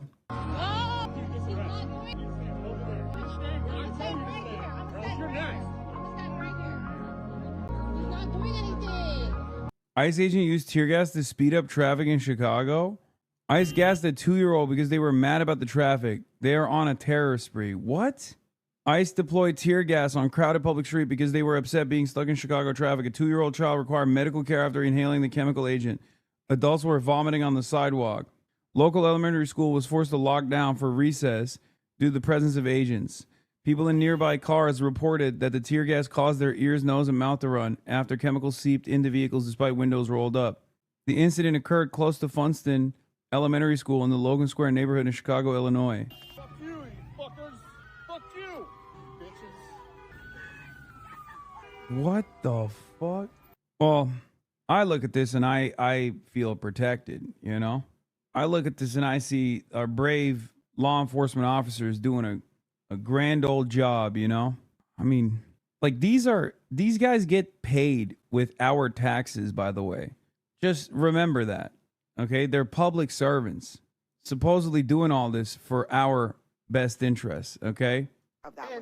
And just the horrors of what happened to the children is one thing. You also had American citizens, black American citizens that were drugged out of their homes and detained and put through something that they should not have had to go through. And when we are having a conversation about how customary it is to detain someone, I want people to remember the historic implications of that for black people. Okay, hold on. Wait, what would be? Wait, let me ask you honestly. What would be the alternative to go in there and say, okay, guys, raise your hand if you are an American citizen, and we're going to let you out of here. Do you trust people? What are you saying? What do you? Yeah, the alternative is conducting a proper investigation ahead of time, figuring out if there's a fucking criminal there, getting the proper arrest warrant, a judicial warrant to enter into that individual's home. No one else's home, just that individual's home. That is just the law, by the way. What's the alternative? Following the fucking law? Yes, dumbass. That's the fucking alternative. What the fuck are you talking about? What do you mean? Like, you can't just go, what's the alternative? Not violating the Constitution? Not violating the Fourth Amendment? Yeah. No, that's the bare minimum, actually. Hello? There is no other alternative to this, actually. That's what's supposed to happen. What the fuck? You can't just go, what's next about a egregious violation of the law? To be honest, is that the alternative? No, yeah, the alternative is for law enforcement to do their job. Yes, that's what they're doing. They are detaining the right people. And how do they detain? How do they determine that? They have to see the papers. The alternative is for law enforcement to act like a scalpel and not like a hatchet. Brianna, 1 second. When you walk down the street, like that dumbass is talking about dragnets. Ask that person about China, and they'll talk about like how devastating this is. Ask that person about Xinjiang, right? The Uyghur genocide. Ask that person about Xinjiang. Why was the Chinese intervention in Xinjiang, the autonomous region, unacceptable?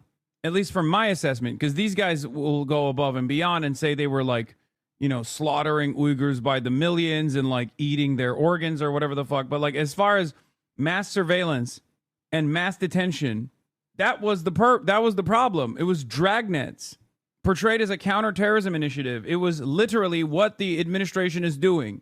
dragnets and mass surveillance acted on by state mandate as a fucking counterterrorism initiative. That's exactly what the current American government is doing. When they talk about what the Chinese government is doing in Xinjiang, they literally say they were doing a Holocaust there. Okay, they were doing a Holocaust. They were just like killing every single man, woman, and child they could. But then when America is doing similar things, if not identical things, on U.S. soil, they're like, well, okay, well, that's just following lawful orders. It's ridiculous. When you walk down the street and so let's say hypothetically a law enforcement person came up to you and said, "Are you a U.S. citizen?" What are you going to say? Well, that's not the question. No, let me ask you. If they said that to you, what would you say? I would say yes. Okay, and then they said, "I don't believe you. Let me put you in some zip ties." Weren't you ask the kids at Tiananmen Square? Oh my God. You know what the difference is when they're going into a hostile situation? Hold on a second. Abby, you're hold on a second. This is where people were 37 illegal aliens were living. Out of hundreds of people. Listen, I think that I'm just playing out the scenario. They didn't bust the crack house. Right, but the scenario I'm describing. Actually, Brianna, you just described the scenario. Yes, in which they were say that their only choice is to detain someone, make them not free to go, take away their freedom for however long, so that they can prove, not to take your word for it, but to prove that they are citizens. And if that happened to you, walking down the streets of New York, you would probably file a lawsuit, would you not? Abby, you are completely taking what I said out of context. So I will say it again. When a law enforcement official is going into a situation or an environment in which they know that there are criminal gang members in a confined environment in an apartment complex. We have to go. In an apartment complex. I don't want us to forget. How should we differentiate between the two? You come to DHS, I don't want us to very real situation. I don't want us to explain the actual thing that I just said. Just one second. Every single day. I don't want us to forget. Dude, what ICE did in collaboration with other federal law enforcement in the Chicago apartment complex is completely illegal and unjustifiable. Okay? I don't understand why these guys have some of the dumbest right-wingers. I mean, I don't think that there's an intelligent right-winger in general that you could even have. I don't know why they're doing this in the set of the Food Network for some reason. I don't want us to forget. Like, what the fuck is going on at CNN? That we're talking about an apartment building in the middle of the night where people, many innocent people were sleeping in their beds, going about their lives. They don't have hold on a second. They don't have a choice about who they're. Yeah, and then in the process, they zip-tied naked children and arrested an entire building of U.S. citizens so they could post this video to impress unfuckable 65-year-old MAGA pigs with heart disease. Yeah, they had a Black Hawk, bro. Like, they're making it seem like they were arresting fucking El Chapo, dude. They got the busboy working down the street. This is literally like the lawful, the criminal person that they're apprehending in this is like 37 dudes that work for landscaping small businesses and like the bar back at the fucking local eatery. Okay? That's what they're doing. Uber Eats delivery drivers. It is the most psychotic shit. Yeah, you'd think they're in the Bin Laden compound the way they're moving. You did it. You did it, bros. You did it. You arrested the local dishwasher. I can't believe it. You did it for the heinous crime of seeking refuge in the United States of America. Okay, fantastic. And a shit ton of American citizens were detained in the process and had their stuff thrown around, destroyed in the process. All the doors were destroyed in the compound. There's been so many instances exactly like this. Slumlord wants to offload a property, so they call ICE and say they suspect migrant gangs, traffickers, whatever. ICE comes in, humiliates, detains, intimidates, and robs every tenant until the building clears out. Yep. This is what happened in Aurora, Colorado as well. They were like, oh, Tren Darag was in the building. Meanwhile, it was the dude's like 8th building that had been condemned by the local officials. Fucking slumlords, dude. And you can do this because even the American citizens involved that get detained in the process that live in those buildings are so fucking poor that no one will defend them. Oh, don't remind me, TYT, greatest shame by promoting that shit? Yeah. Maybe they'll talk about this one too. They'll say, oh, Tren Darag was in this building too. Dozens of masked and armed federal agents backed by a Black Hawk helicopter descend on a Chicago apartment building, handcuff everyone, including kids, and then check them all for outstanding warrants and immigration status. It's fucking unbearable. Here's more from that panel with dipshit Scott Jennings. I mean, it's a place that I didn't think I was actually going to have to be in when we live in the United States. And I think about, you mentioned Chicago, just the... Brother, sister, I already covered the Greta Thunberg story. I did. It was the first story I covered today. Is there a clip of TYT defending this? I don't know if there's a clip of TYT defending this version, but they defended the Aurora, Colorado one, saying like, no, it is Tren-Daragua. These guys do actually come from Venezuela and like take over entire apartment complexes. And it's good that ICE actually did this last time. Scene of children being torn from their homes in the middle of the night because of this over-militarization of a community, and just to think of the trauma and what that's going to do for the next generations to come. It's terrible when the children of Tren-Daragua are having to be separated. I know the children argument doesn't work for Republicans because it never has. Violent situations. But I actually we don't actually know. First of all, we don't know who those children were, but I imagine that there were other children who were not. I mean, it's a place that I didn't think I was actually going to have to. Incredible, dude.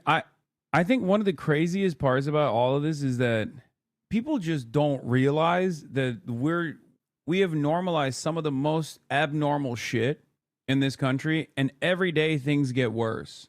Every day that goes by and people defend this kind of shit, Americans are getting more comfortable with a fascist government taking over. I mean, it already has. I don't know where this goes, man. The ICE stuff is so crazy. It's just so unacceptable. And you do have dipshits out there who are celebrating this, like, hell yeah, baby, my life sucks dick.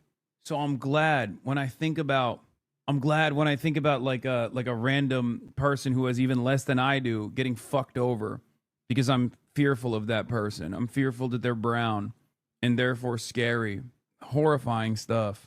Anyway, that's all I got for today. It's a very short stream tonight, obviously, because I'm going to be live in a couple hours. Not in a couple hours, but like in 10 hours. We're going to be going live early in the morning. Super early for LA time, obviously. 3 a.m. Pacific time. All the way until 10 a.m. Pacific time for GP3. Hopefully we'll see you here. But I'm going to be live broadcasting alongside Pokimane, GP3, the Formula 4 race. Ludwig and Michael Reeves are competing for the American team, basically, against a bunch of French content creators and a bunch of Spanish content creators. And it is a massive event, ginormous event. 200,000 plus people are here in Le Mans, like in the arena, around the track, watching. And we will be the English broadcaster for the entire event. It's very exciting stuff.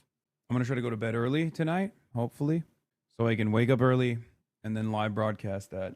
And yeah, it's going to be viewed by millions of people. And yes, GP Explorer, for those outside of France, GP Explorer was created by French content creator Squeezie in 2022.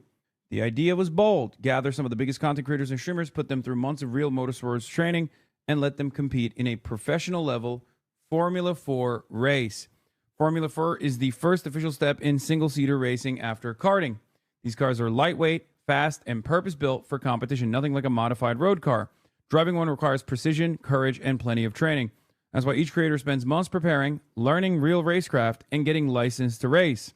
What started as an experiment has grown into a cultural phenomenon. Thousands of fans fill the Bugatti circuit at Le Mans, a world-famous racetrack, and millions more watch online. GP Explorer is both a serious race and a massive festival, with fan activities and an atmosphere you'd normally only find at major motorsport events. Now, they did this in 2022 and then 2023. This is the third and final GP Explorer. This is going to be the last one, okay? That's why it's called The Last Race. To celebrate, the event expands into a 3-day program from October 3rd to 5th with even more track actions, concerts, and live entertainment. And the American team, there's 24 well-known creators split into 12 teams. French teams are returning from the years prior. Ludwig and Michael Reeves is racing as the official Crew Motorfest team. They're the American team.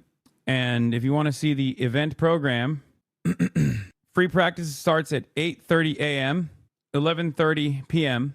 Pacific. The qualification races, which is when we are going to start broadcasting, start at 12:30 p.m.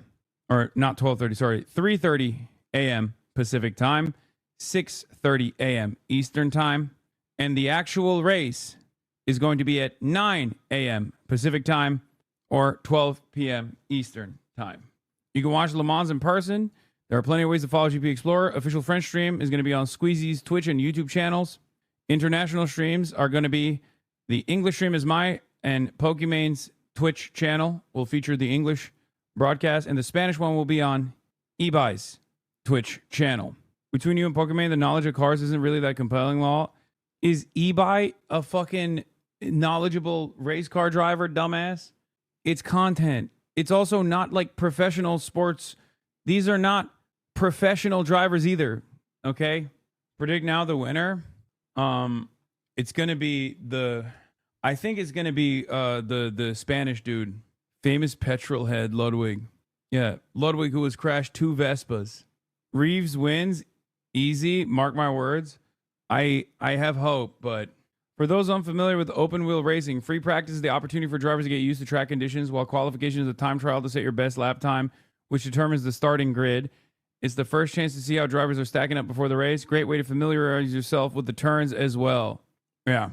Ludwig at the 360 no scope 5 seconds into the race. I know he spun out.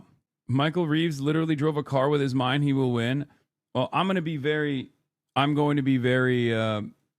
American patriot tomorrow. Okay. I got patriotism in my heart. As much as it pains me to support Ludwig, I will suck it up and do the right thing because obviously I'm on Team America. Anyway, love you guys, and I will see you tomorrow, okay? Hopefully, I'll see some of you tomorrow. Starting off in LA time at 3 a.m. Pacific, 6 a.m. Eastern time. See you there. Peace. Los Angeles, California, says Hassan. The starlight to the starlight to the topic just begun. There is again, Hassan is streaming, Hassan is streaming. There is again, Hassan is streaming, Hassan is streaming. Review in the P.O. box, Uncle Uger's face. Sat in Discord at Chip Prop, great names take on break.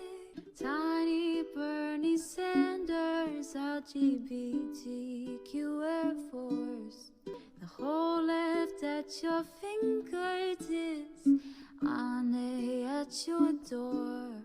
H3 crowded debate, the Young Turks online show. 3 full fucking years of this, plenty more to go. 90-day fiance, talks of champagne bourgeoisie. A Trump rally live reaction, a mass riot at DC.